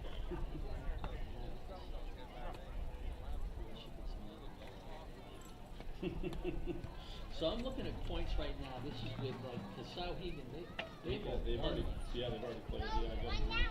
So Plymouth's got 122 points. Yeah. Pelham has 134. Sauhegan's got 114. Yeah, I got Pelham 132, Sauhegan 112. So as long as we win, it doesn't matter what we choose. But if we were to lose this game, Sanborn would go 1 and we'd still be third seed if we had more points than Sauhegan. So, What did you say, Dan? You were cutting in and out. 2 plays 8 teams. 2 plays 7. 3 plays 6. I was thinking that Chris was telling me that if they win, they'd end up with John Stark up here. He said John Stark would be the tougher match than the other game. So I was like, really? He goes, yeah. He goes, I figure that. Only because John Stark runs an offense a lot like this. But I'm sure he'll be happy to take the. Well, it's just nice that you don't have to face Sauhegan Yeah, for you're not first gonna. round or Pemberton first Yeah, round. you're not going to see them until the title. And I mean, it's a quick drop off. I mean, you got Plymouth, Sanborn, Pelham, and Sauhegan over 100. There's nobody else close. So it drops pretty sharply after that. Do we want to go back around a minute? Yeah, you got 30 seconds.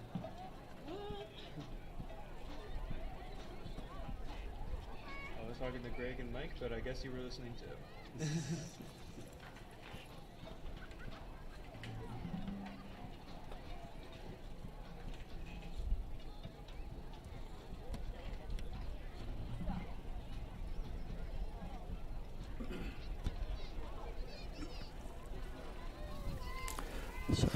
Welcome back to George Zulius Field here in Plymouth, New Hampshire.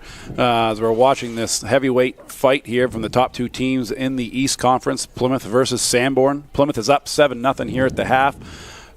Mike, we talked about it a little bit off the air. Coming out in the second half, Plymouth's got to clean up its own issues. Sanborn, what do you see from them? Where do they go the second half to get some offensive production? From Sanborn? Yeah.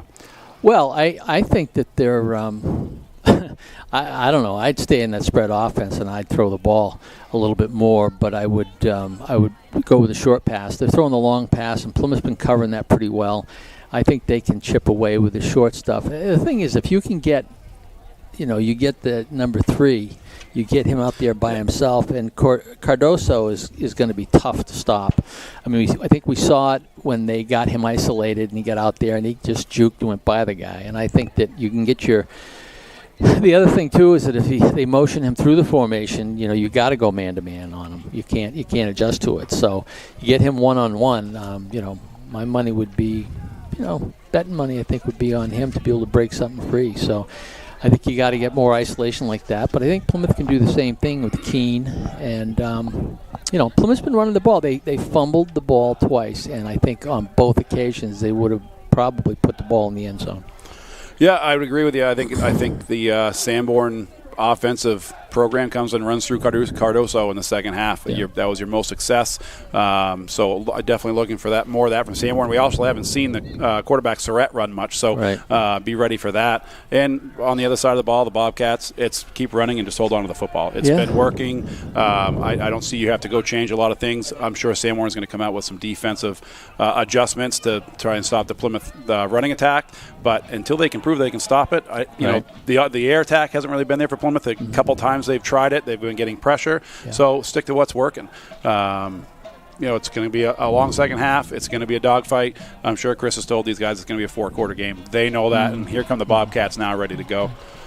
And it is Bobcat Nation Day, and again, you can see the youth players coming out. That's the SAU football team, the Plymouth Husky youth program, all mixed in with the varsity players, all running down here. They're going to come down here on the 50-yard line and break it down. And, again, here's your pride and tradition, right? Here's these young guys watching these seniors come out and do it. And as you look around the sideline, we were talking about this, we see Kurt Tottenham is here. I see Nathan Bean over there. Yep. A lot of past football players here as well. So Bobcat pride and tradition alive and well today in Plymouth. Yeah, it's a great thing to see, and Plymouth actually had. I'm trying to find the documentation, but Plymouth had a football team in 1906, and I'm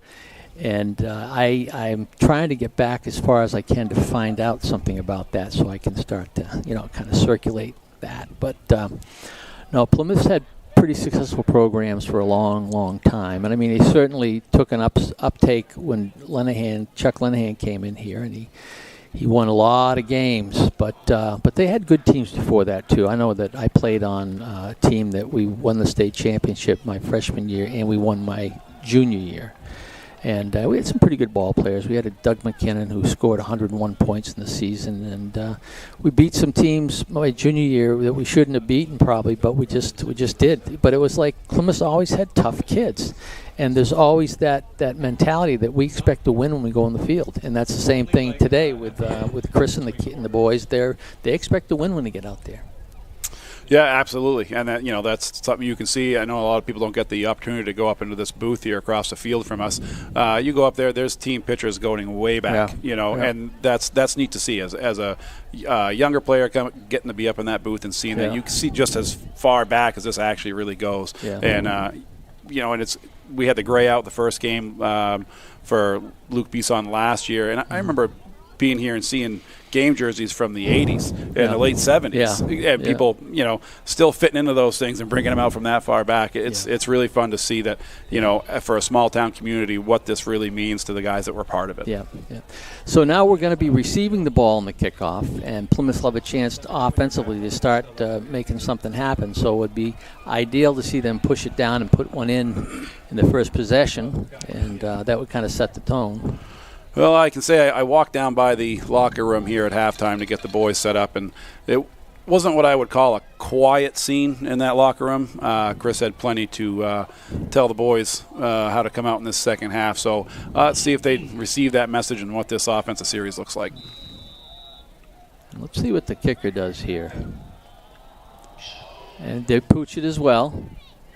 51 catches it, and guess who was down there? Number 3 was sprinting down the sideline. I think they might have been trying to take advantage of a chip shot that they could recover themselves. And that's, if you're going to do it, 51 is a freshman. That's Cullen McNair, who I've had the pleasure of coaching at the youth levels, and he's a lineman through and through. So if you're going to pick on someone, not a bad pick, but he is a very good athlete for a freshman lineman, and no problem catching that and getting down before he lost the football. Yeah, no, he did a great job. Great job. And Plymouth, you got no problem taking the ball at the 37-yard line to start this drive. Plymouth coming out like they left off with that wide out.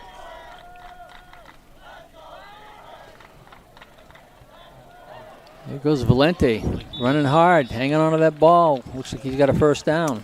Yep, more the same. You got the wide out there, but you're still going to run it right off tackle. And a good 11, 12-yard pickup. The difference there, I see it towards the end of the play when those guys are coming in for that tackle. He's covering the ball up with two hands, making sure that's not coming out. I am sure that probably was the hottest topic at halftime. And I think for both teams, right? For Sanborn, you've had success. So he's telling those guys, second, third man in, strip that ball. They're carrying it loose. Yep. Really, at this point, it's what's keeping them in the game.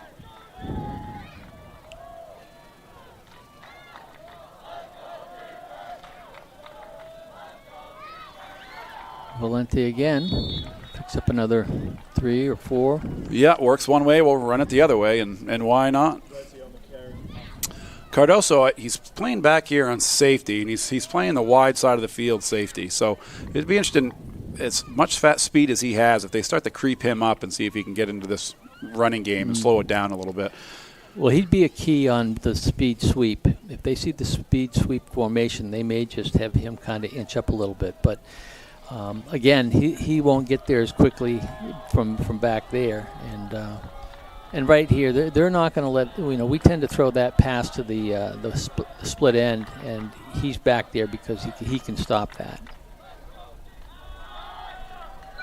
Ooh, and Cardoso misses that one on a beautiful move, bringing the ball all the way down to the 28-yard line. That was a great move, Yeah, and that's the only problem with coming in from that deep of safety is you have a lot of open field, and open field tackles are hard to make. I don't care how good of an athlete you are, giving him plenty of room for Valente to make that move. Ball goes right back to him to the other side. Hang on to that ball, baby. And he does. It's one Sanborn isn't bringing them down. They're holding it up more and letting their teammates come in. They're not delivering the hard hits that bring you right down to the ground. Yeah. And Plymouth is going to speed things up and go to the no huddle again here now in second down. And pitch right with Valente. And he gets the corner. I think he ran over one of his blockers. That's a great run down to the 10-yard line, I think. And that play was there in the first half. They ran it down here and it got down almost in the end zone, I want to say, and they had that holding penalty out there that brought it back. So it worked earlier, so it's nice to see him go back to it. Yeah. The speed sweeps and the pitches, the tight ends are doing a great job setting the edges. Yeah. We're down to the 5 now on that. Yeah, back to the inside off tackle. But here you go. I mean, we're like we're always saying, and they broke, don't fix it, and they're going off tackle, and they're controlling that edge. Yeah, and I'm sure Sanborn would love to get some of them linemen out, give them a break, and Plymouth is not giving them the chance, staying right in no huddle here from about the 30-yard in. Tossing the other way, and he breaks one tackle, but. Yeah, it's Aiden Chapman. That's the linebacker there. He shot that gap. That's a great job as a linebacker, reading it, sliding over, and getting through and getting a hit. Valente, great job breaking that tackle almost back to the line of scrimmage, but they're still going to lose a couple here and going to bring up a 3rd and 7. You can actually get a first down here if you're Plymouth inside the 1-yard line, but Plymouth not thinking first down here. They need to get in the end zone. They do. They can't afford to not score at this point in time because that's going to turn momentum. And if they Sanborn comes up with a big play and they score, now we got a tie game and we got a shift in momentum. Plymouth's got to put it in the end zone. Goody Bargwin split out down here. Okay. There's a little confusion out there. There was a speed sweep formation they were going into. Plymouth calls a timeout. Yeah, and in a tight game like this, you're not going to be happy burning that timeout 2.5 minutes into the first quarter. Yeah. Or third quarter, excuse me. Yeah. You were saying, here it is. A field goal's not going to cut it. You want it in the end zone here. You've been down here. This is your third time being in here. The first 2 times, once you got stopped, had a fumble the second time. Yeah. There's no question they need to get in the end zone in this drive. Yeah.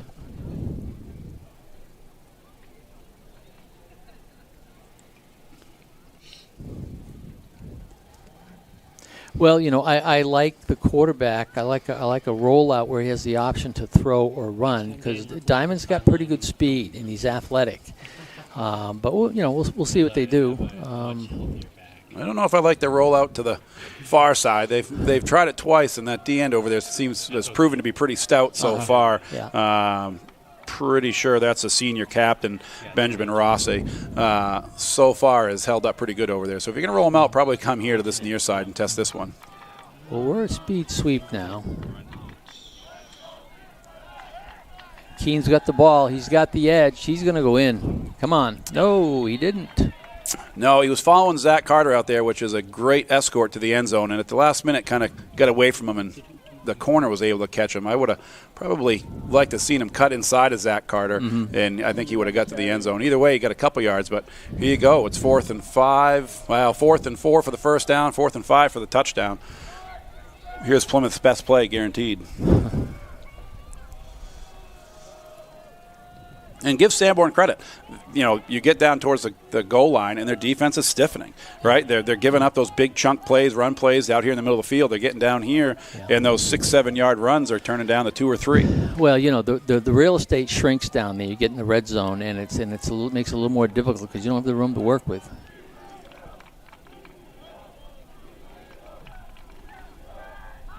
And there's the jump pass across the middle, and it was dropped. They had what they wanted. They faked the speed sweep, and believe that was Brennan Johnson that was in the end zone. Hit him in the right hand, wasn't able to bring that other hand on the ball. So, again, Sanborn stands up inside the 10-yard line, and that's a turnover for Plymouth. Great drive coming out of the half, exactly what you wanted, and get down in there and install. As you see the replay here, it's a quick jump pass right over. Great design. That linebacker moves out. And I think his eyes must have come up. He must have seen the guy coming towards him and took his eye off the ball. Oh, boy. Ooh. Thank God. I'll tell you, I watched over here, and they've got Crane now going head up just off the line of scrimmage with number 3, Cardoso. Yeah, so they came out with 4 receivers this one side and then ran out the receiver on the weak side and single coverage over there. I think that was Caden Manso on the coverage there. And he actually got beyond him, but the throw was just a little strong, thankfully. Well, he did. The kid had beaten him, and you just can't let him get behind you. I mean, you've got 95 yards to go. Don't let him get behind you. Yeah, and so far so good, right, for Plymouth defense doing that, keeping keeping that offense in front of them.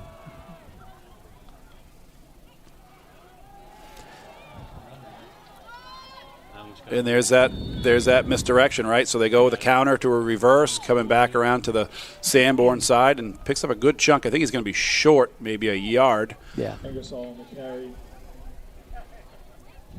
Yeah, he's short, but about a yard, if that. One of the few times that you've seen Sanborn's misdirection actually catch Plymouth flat-footed. You know, usually when you're a team that uses a lot of that yourself, you're ready for it when another team does.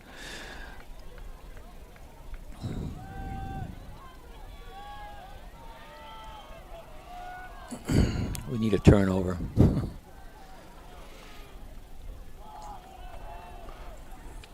He's going to be stopped short in the backfield. The second half will get a little bit closer, but it's definitely going to be a 4th down. And you saying we need a turnover. We need at least a stop, right? Like you were saying, they stopped us in the goal line. Don't let them go score here and take the momentum. Yeah. You know, they get a 1st down or 2, fine, but you definitely don't want to give up points here and let this momentum flip. Yeah. Well, they're going to give them the 1st down. Wow, it's a great spot.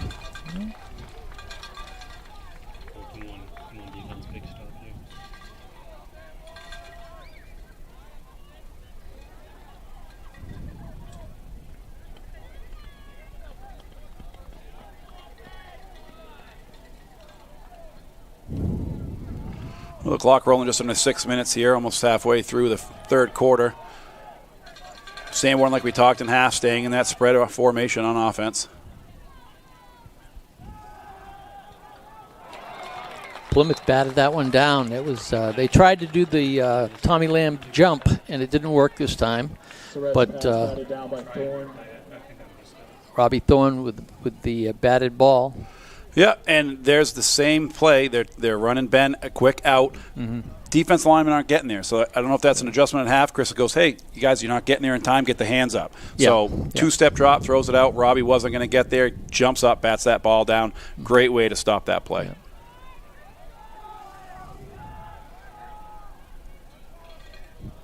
Plymouth still staying off all their D-backs, giving plenty of room for Ben to make that quick cutout. They got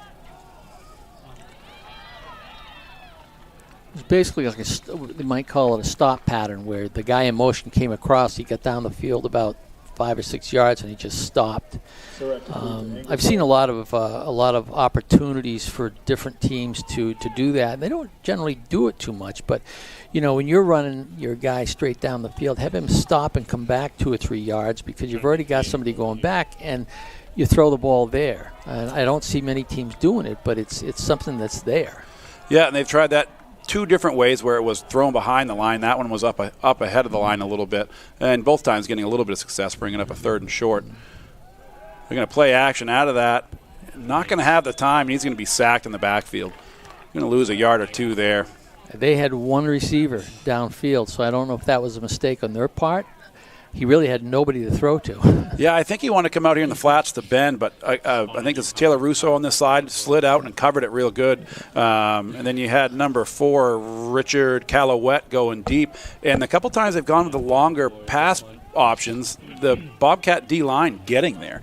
So probably why they're going with these short, quick passes. Their offensive line probably not be able to hold up on those long situations. But nevertheless, it's going to bring up a 4th and 4, and Sanborn's lined up to punt. He's only back 10 yards, which is kind of short. He's going to kick it, and it's a short one.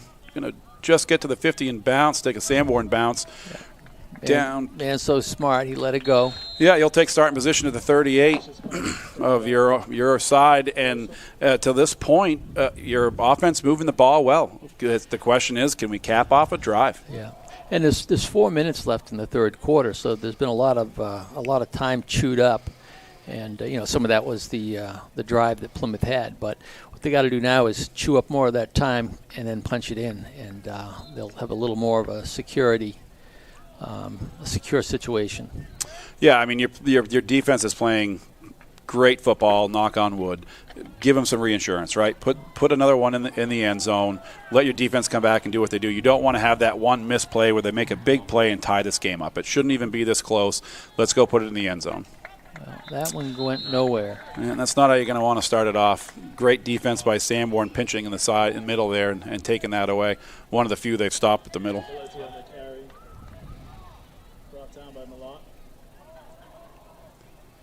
And the more you let Sanborn hang around, the more their confidence grows, right?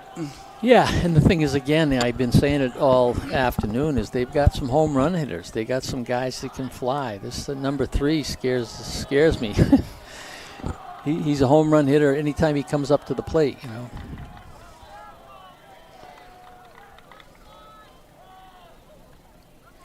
Oh, 2nd and 10. They got, again, Sanborn pressure right up the middle. That's Dylan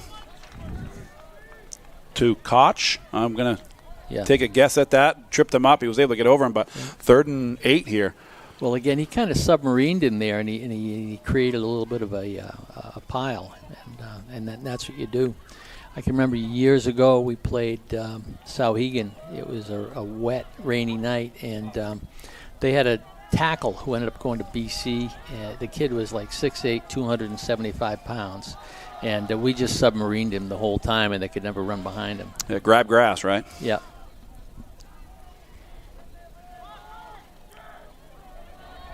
Good run over here to the Sanborn side. He's going to get enough for that first down. Yeah. Great job going backside.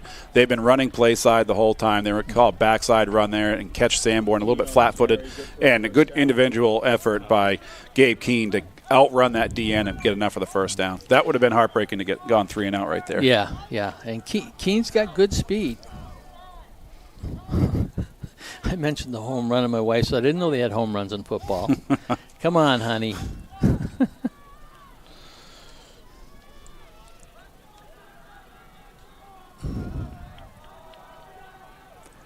There we go, Valente again. He looked like he could have popped that outside. There was a lot of grass out there. Yeah, I see Ben Cardoso coming up out of the middle of that pile. I don't know if he had grabbed his feet, but you were right. It was a lot of territory over to the Sanborn sideline there. It depends on the situation, but, you want to teach your guys to get north and south real quick. But sometimes to bounce it out is not a bad idea, especially, Valente's got decent speed. But that's okay. It was a great run. He picked up, looks like 5, and he's doing it again. And now, nice slide step to the left, and he's got the first down. So Valente's having a good day for himself. Yeah, and in the second half here, with Robbie having a little bit of trouble holding on to the football, him and Valente are definitely being featured right now. Cardoso at safety, he wants to land that big hit. This is 2 times now he's come up and really planned on laying the hammer down, and a nice move has made him miss. So if he breaks down, it'd probably be a little bit better, but if he lands one of those hits, you better be hoping we're holding the football. Yeah. There it is again for another 5 yards. as we're talking about Cardoso, looks like he's favoring his right ankle. I just saw him reaching down, holding it a little bit. That'll be interesting to see if it turns into anything more serious, but not running around a whole lot right now at safety. Well, I guess that's what we like to see. We don't wish injury on anybody, but if you could lose a step and our advantage, we'll take it. And right now, it's another Bobcat drive. In between the 20s, they've been driving great. It's whether they can get down here and finish it off.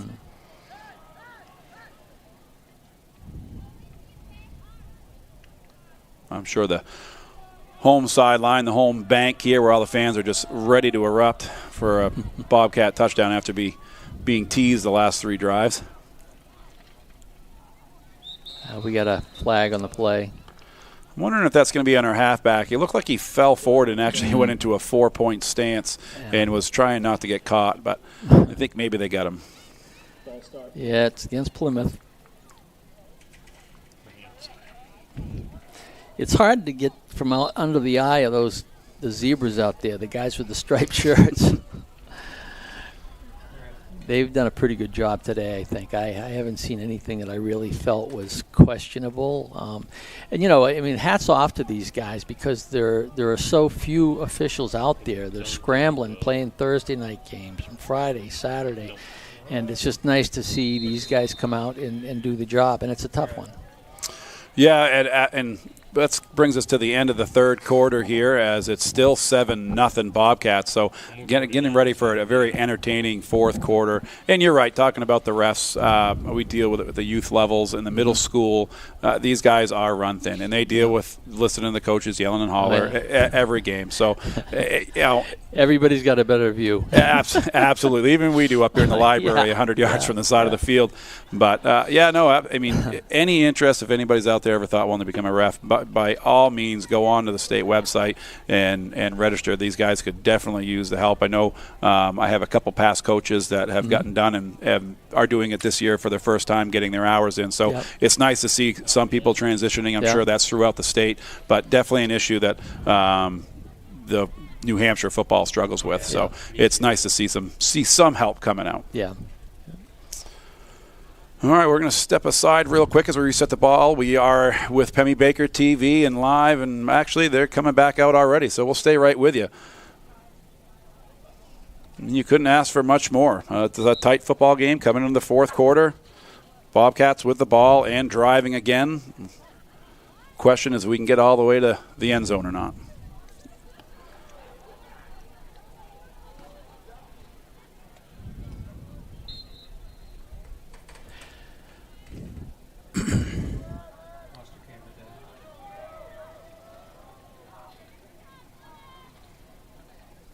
There's the quarterback keep. Oh boy. I don't like to see a quarterback go airborne, but it was a great, I'm going to say it's an 11-yard run, just enough for a first down. It had me faked out because why not? Ben Valenti been running great. You fake it to him, defense reacts to him, and he turns into a lead blocker. Great run by Luke Diamond out and around. What happens, too, is if you get the if you get the defensive end or somebody trying to shoot that gap on that side because we've been running there so long, pulling the ball out, keeping it, that works. And he just needs to slide instead of leap when he's going down. But nice run, though. We'll take that leap down the goal line for 6, but on a 1st and 10, maybe protect yourself a little bit there. Yeah. Dropping back to pass in the play action. Backside screen. Backside screen, and there's nobody there. Beautifully set up. Great lead block. Oh, wow. Ben Cardoso coming over and absolutely laying a hit on Gabe Keene at the 1 or 2 yard line. Yeah. I don't know if Gabe's got up. He's going to take a minute here. Well, he's still over there. I think he's fine. I'm pretty sure he's probably got the air knocked out of him. That was the hit that Ben's been looking to run down and hit somebody, and he just got it. That was a very well executed screen pass. What they did is he dropped back, and what helps is you got to get back deep to get some distance between the defensive line and the quarterback. And they start to chase. And he had everything going to the right. He looked it off to the right and then turned, and it was almost a naked screen because they had, I think the end was over there, and then the than Gabe Keane. But that was very well executed. And it looks like, from what we see, that they're looking at, hope that's not a knee. It was Ben Nosserman that was out leading down the field and made a great block on number 12, Braden Sanchez of Sanborn, to free him up. They're hustling off a couple of the underclassmen over there to help Gabe back across the field as he is back up and walking ginger, but walking on his own. And that's what you're not looking for, right? You got playoffs next week. You should be up right now 21-0 and maybe giving some of your starters a little bit of a break, but instead they're still in this game as it's undecided, and that's what you risk. So hopefully that's going to be something that he's going to be all right and be ready for next week. Yeah. Well, right now we need to punch the ball in. You got to get a score here. There's 11 minutes left in the game. If you're up 2 touchdowns, they've got to score 3 times, and the less time you have to work with, the harder that gets. And I'm sure that Gabe is going to be snuggling up with ice after the game and daily for a while. Yeah, and he's putting weight on that as he's walking off. Obviously, he has help from his teammates, but he is putting weight on it, which is a good sign. But, yeah, you're right. We got 1st and goal. We're inside the 2-yard line. You're picking up big chunks. It's time to finish one of these drives off.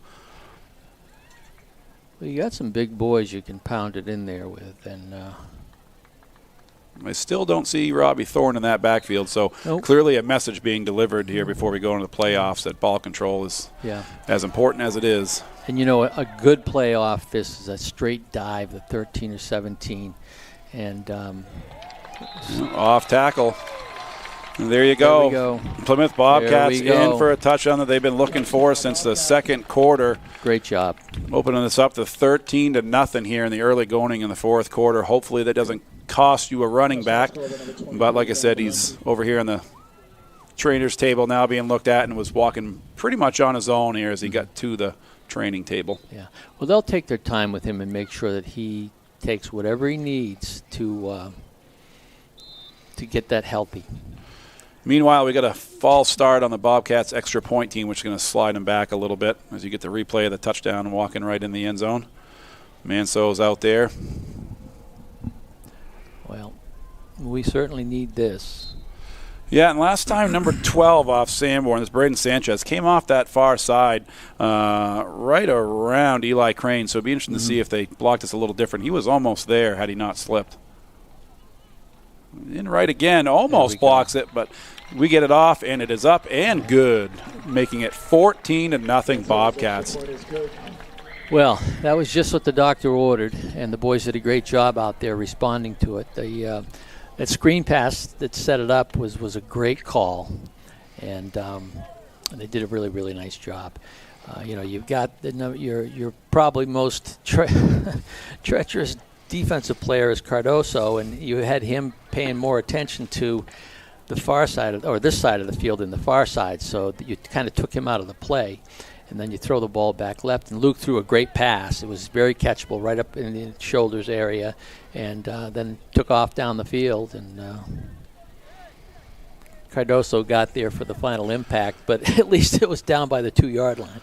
Well, and you said it with a pass. People don't – it's a short pass. You don't read much into it. But if he throws that too low, too high, or behind the receiver, it slows down everything, right? Mm-hmm. You put it at his chest right ahead of him, so now his momentum's going ahead as he catches that ball and he's moving right down the field.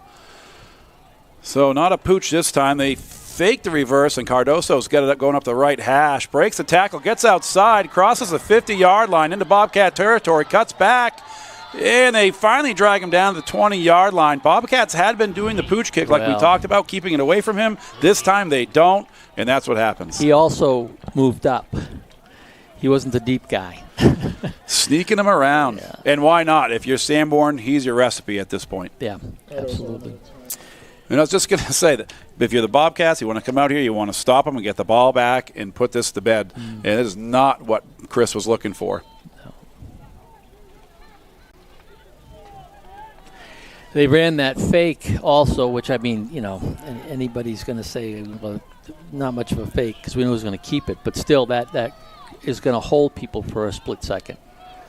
It's in Cardoso. They fumbled it, loose. And Bobcats are pointing like they've got it, and they do. They do. That's great. That's a huge turn of events and a heartbreaker for Sanborn after getting the best field position they've had all game. I think Number 22. 22, Nathan Lyons. Yeah, Nathan Yep. Lyons. And that was one of the one times they did not give it to Cardoso. They actually used him for a lead blocker on that play. Yep. Yeah. And it's, who's that? Is that Emmett Nossaman reaching in there, I think, to pull that ball out? I'm trying to think. Couldn't really see who grabbed him, but it was certainly, that was the first man making the tackle.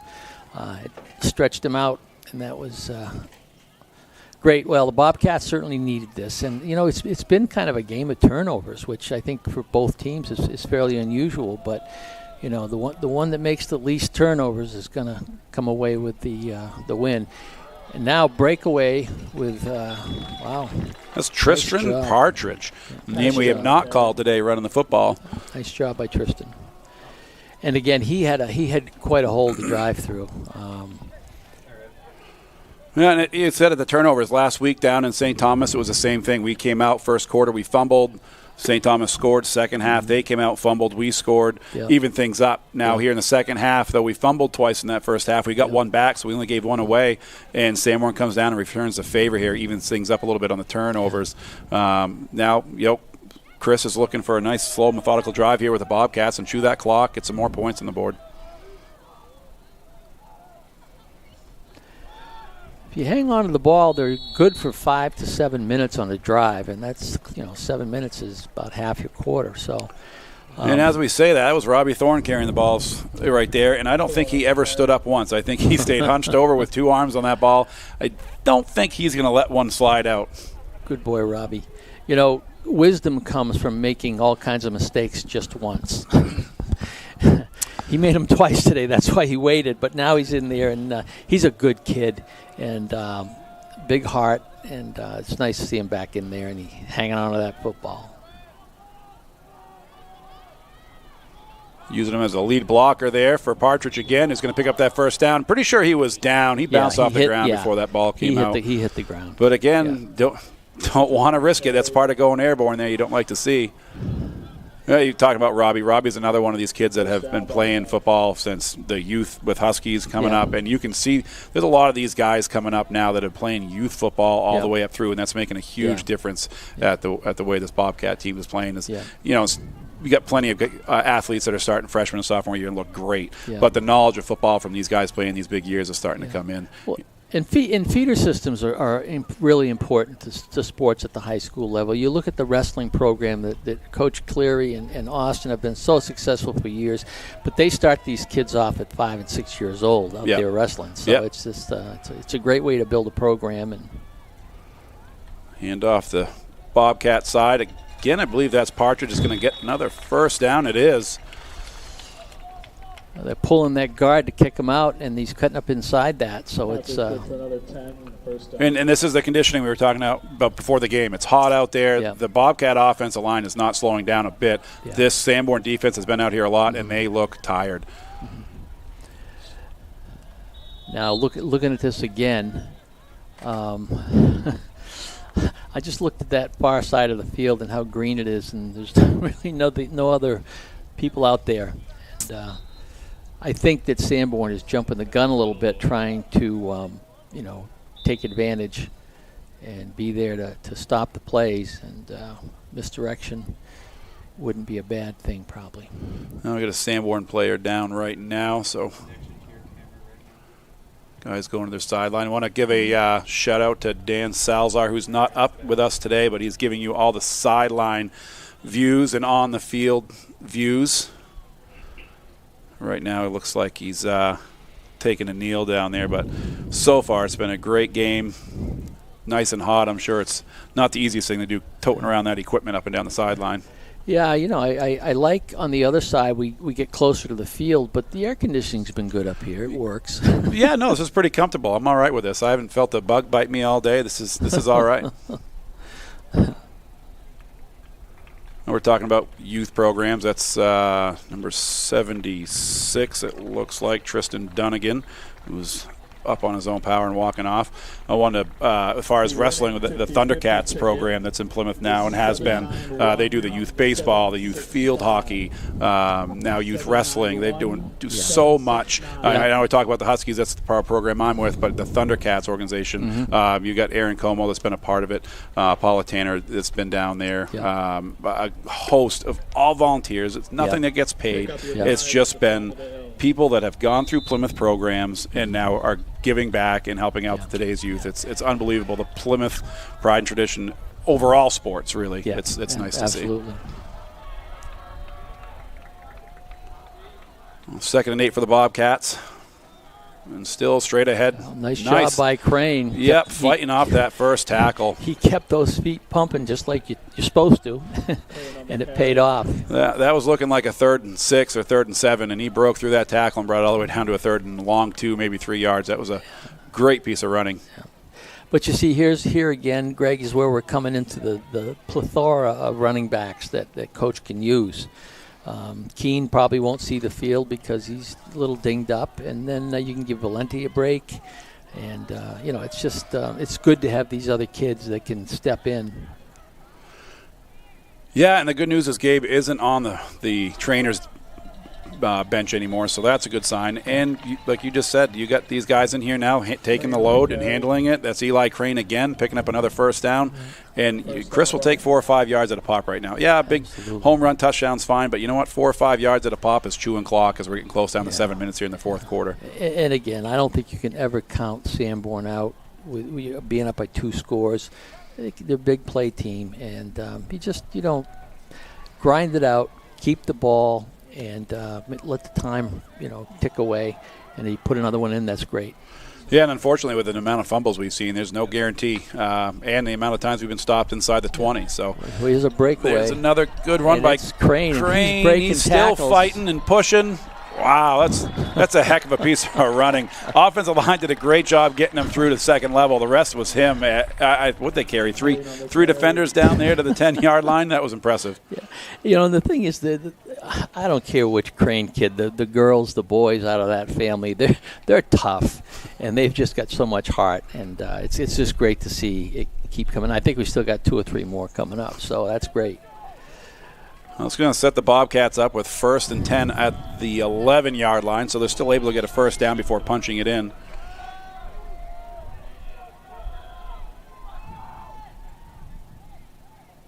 Crane again. We got a flag. Yeah.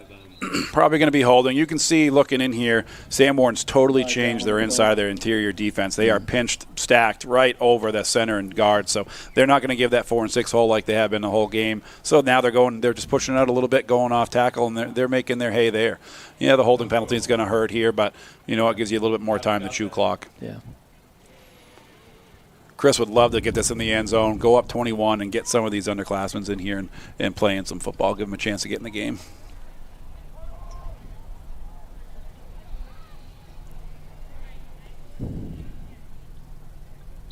I remember this game when I was a freshman. We had John Francis and Cube Gray and John Ramsey.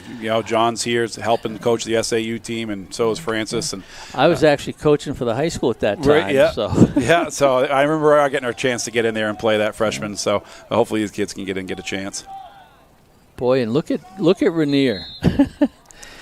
I think it was Crane again. Yeah, but I'm just talking about with the play, handing the ball off and how it looked, how green the grass was over there.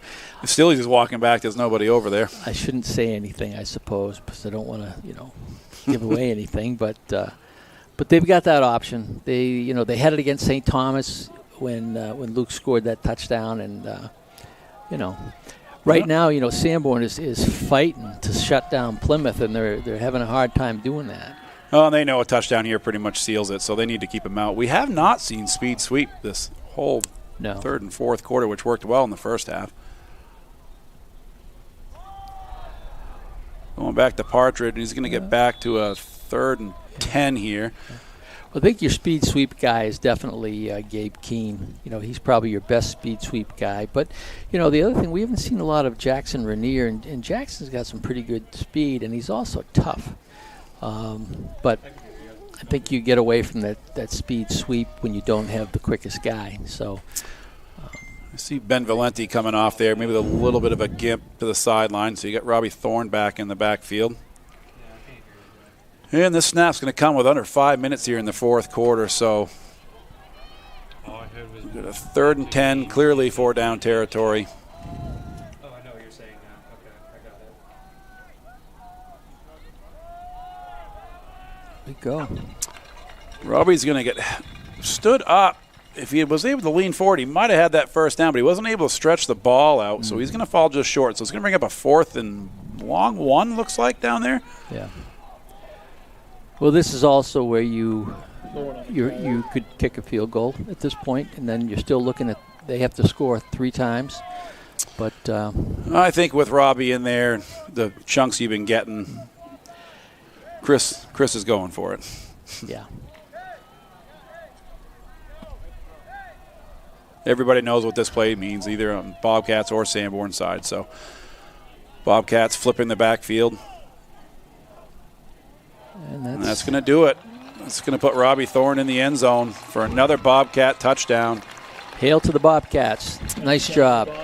Well, and after falling short on, what was it, 4 drives going through from the first quarter through the third quarter, the last 2 here for the Bobcats driving down and actually capped them off, which is a nice sign, and a little momentum here going forward.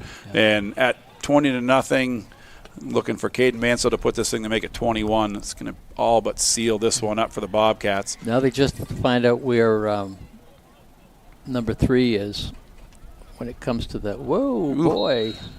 12 almost got his hands on That's that. Braden Sanchez. All 3 of those, he was just short. I mean, something to look at going into the playoffs, how he's getting around that corner so fast. You know, you teach the guys always to block inside, right? The shortest distance between 2 points is a straight line, right?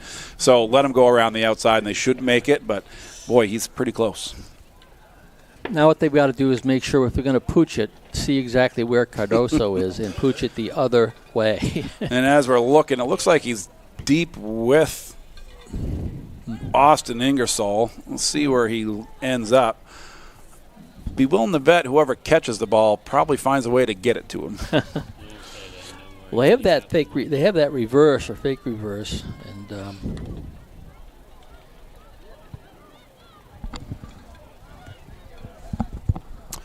so they are both staying deep here. Let's be interested to see if we just squib this one and make them play offense.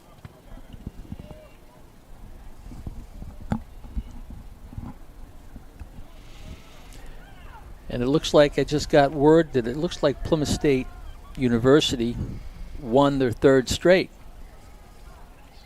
So they were ahead 14-13 midway through the 3rd quarter, and they scored towards the end. Well, there is that squib kick. Makes one man miss, but that's going to be that. And Sanborn's going to have the ball on the 40-yard line. It's nice to see the colleges coming back around. They had a good season last year and following up with another good one this year. Yeah. Well, they've won the last 3, and you know the thing is that it was predicted that they probably would, because they should beat the teams that they're playing. And the thing is, it's tough sometimes.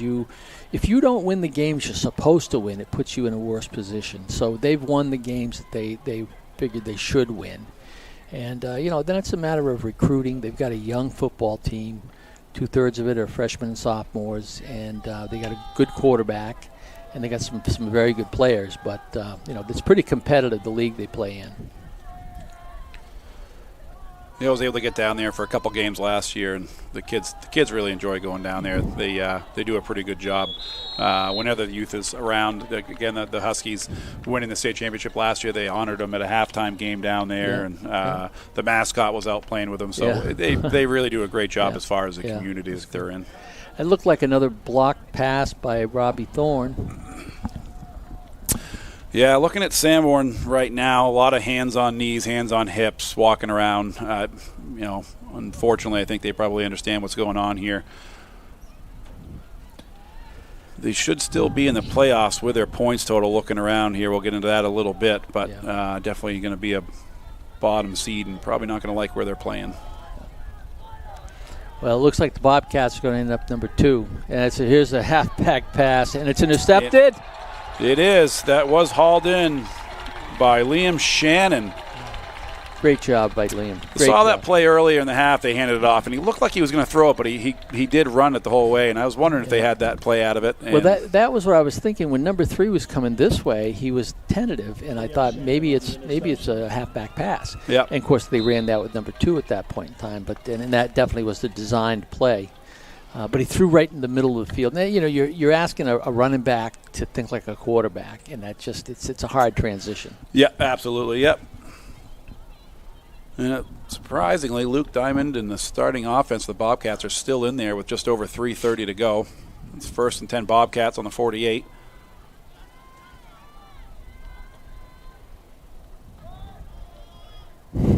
And right back to Robbie up the middle for a nice solid 7-yard gain. As you mentioned before, he's got his head lower and he's closer to the ground, so I think that that might have been recommended at halftime. Yeah, whatever inspiring words Chris used at halftime seemed to stick.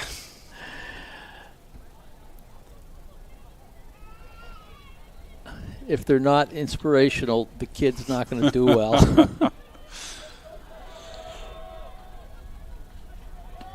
We go again, and he's putting that. The bull's putting his neck down, and he's running through people and over people. Yeah, and a great job just getting in. He was right in behind Logan Libby on that play and just stuck right to his backside and followed him downfield and finally broke off. So, yeah. The other thing you'd mentioned earlier, which I think you haven't seen a lot of defensively for Sanborn, they don't pop. They're just kind of catch them. And, you don't get any of that pop and hard hitting that you really need to intimidate a little bit.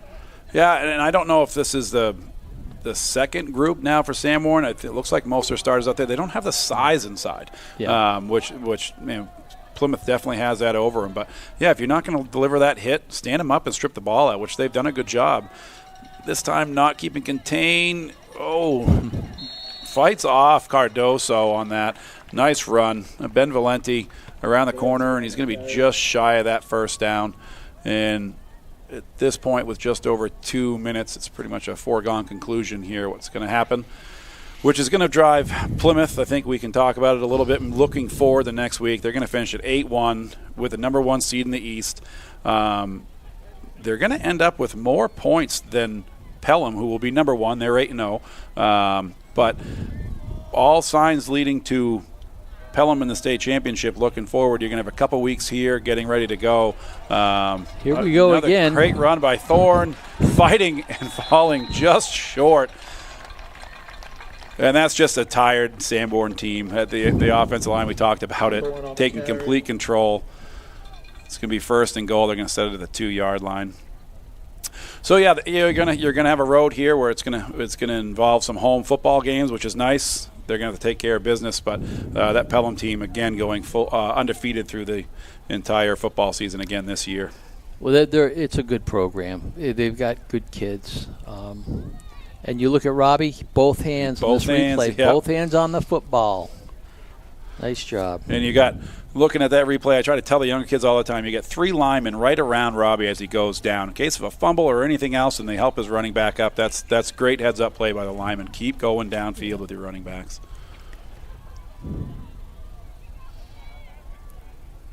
Looks like victory formation here for Plymouth.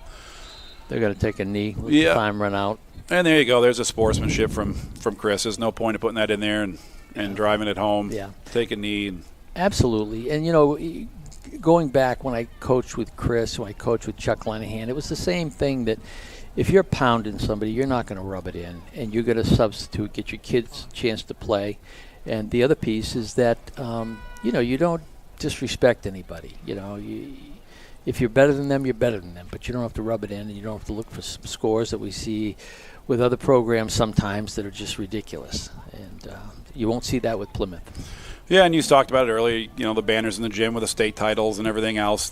On the other side of the gym, there's a sportsmanship awards for the Plymouth High School, and that's just as important to this school as those state championships are. And this is right here is an exact reason why. Yeah.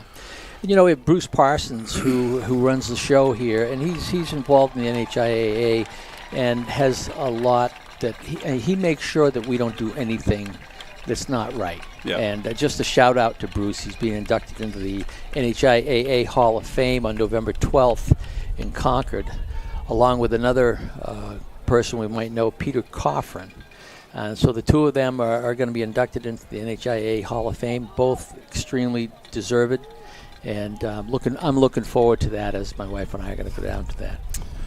Well, that's going to wrap things up here, as you are the East Division II #1 seed going into the playoffs as your Plymouth Bobcats, as they take care of business today against Sanborn. Sloppy at times, but when they needed it, they got it. So playoffs next week. Nice, going to be at home. Pemmy Baker TV will be here to have that game. So for myself, Dan Salzar, and Mike Courier, we want to thank you for coming and being with us today at George Zulius Field, and we will see you next week.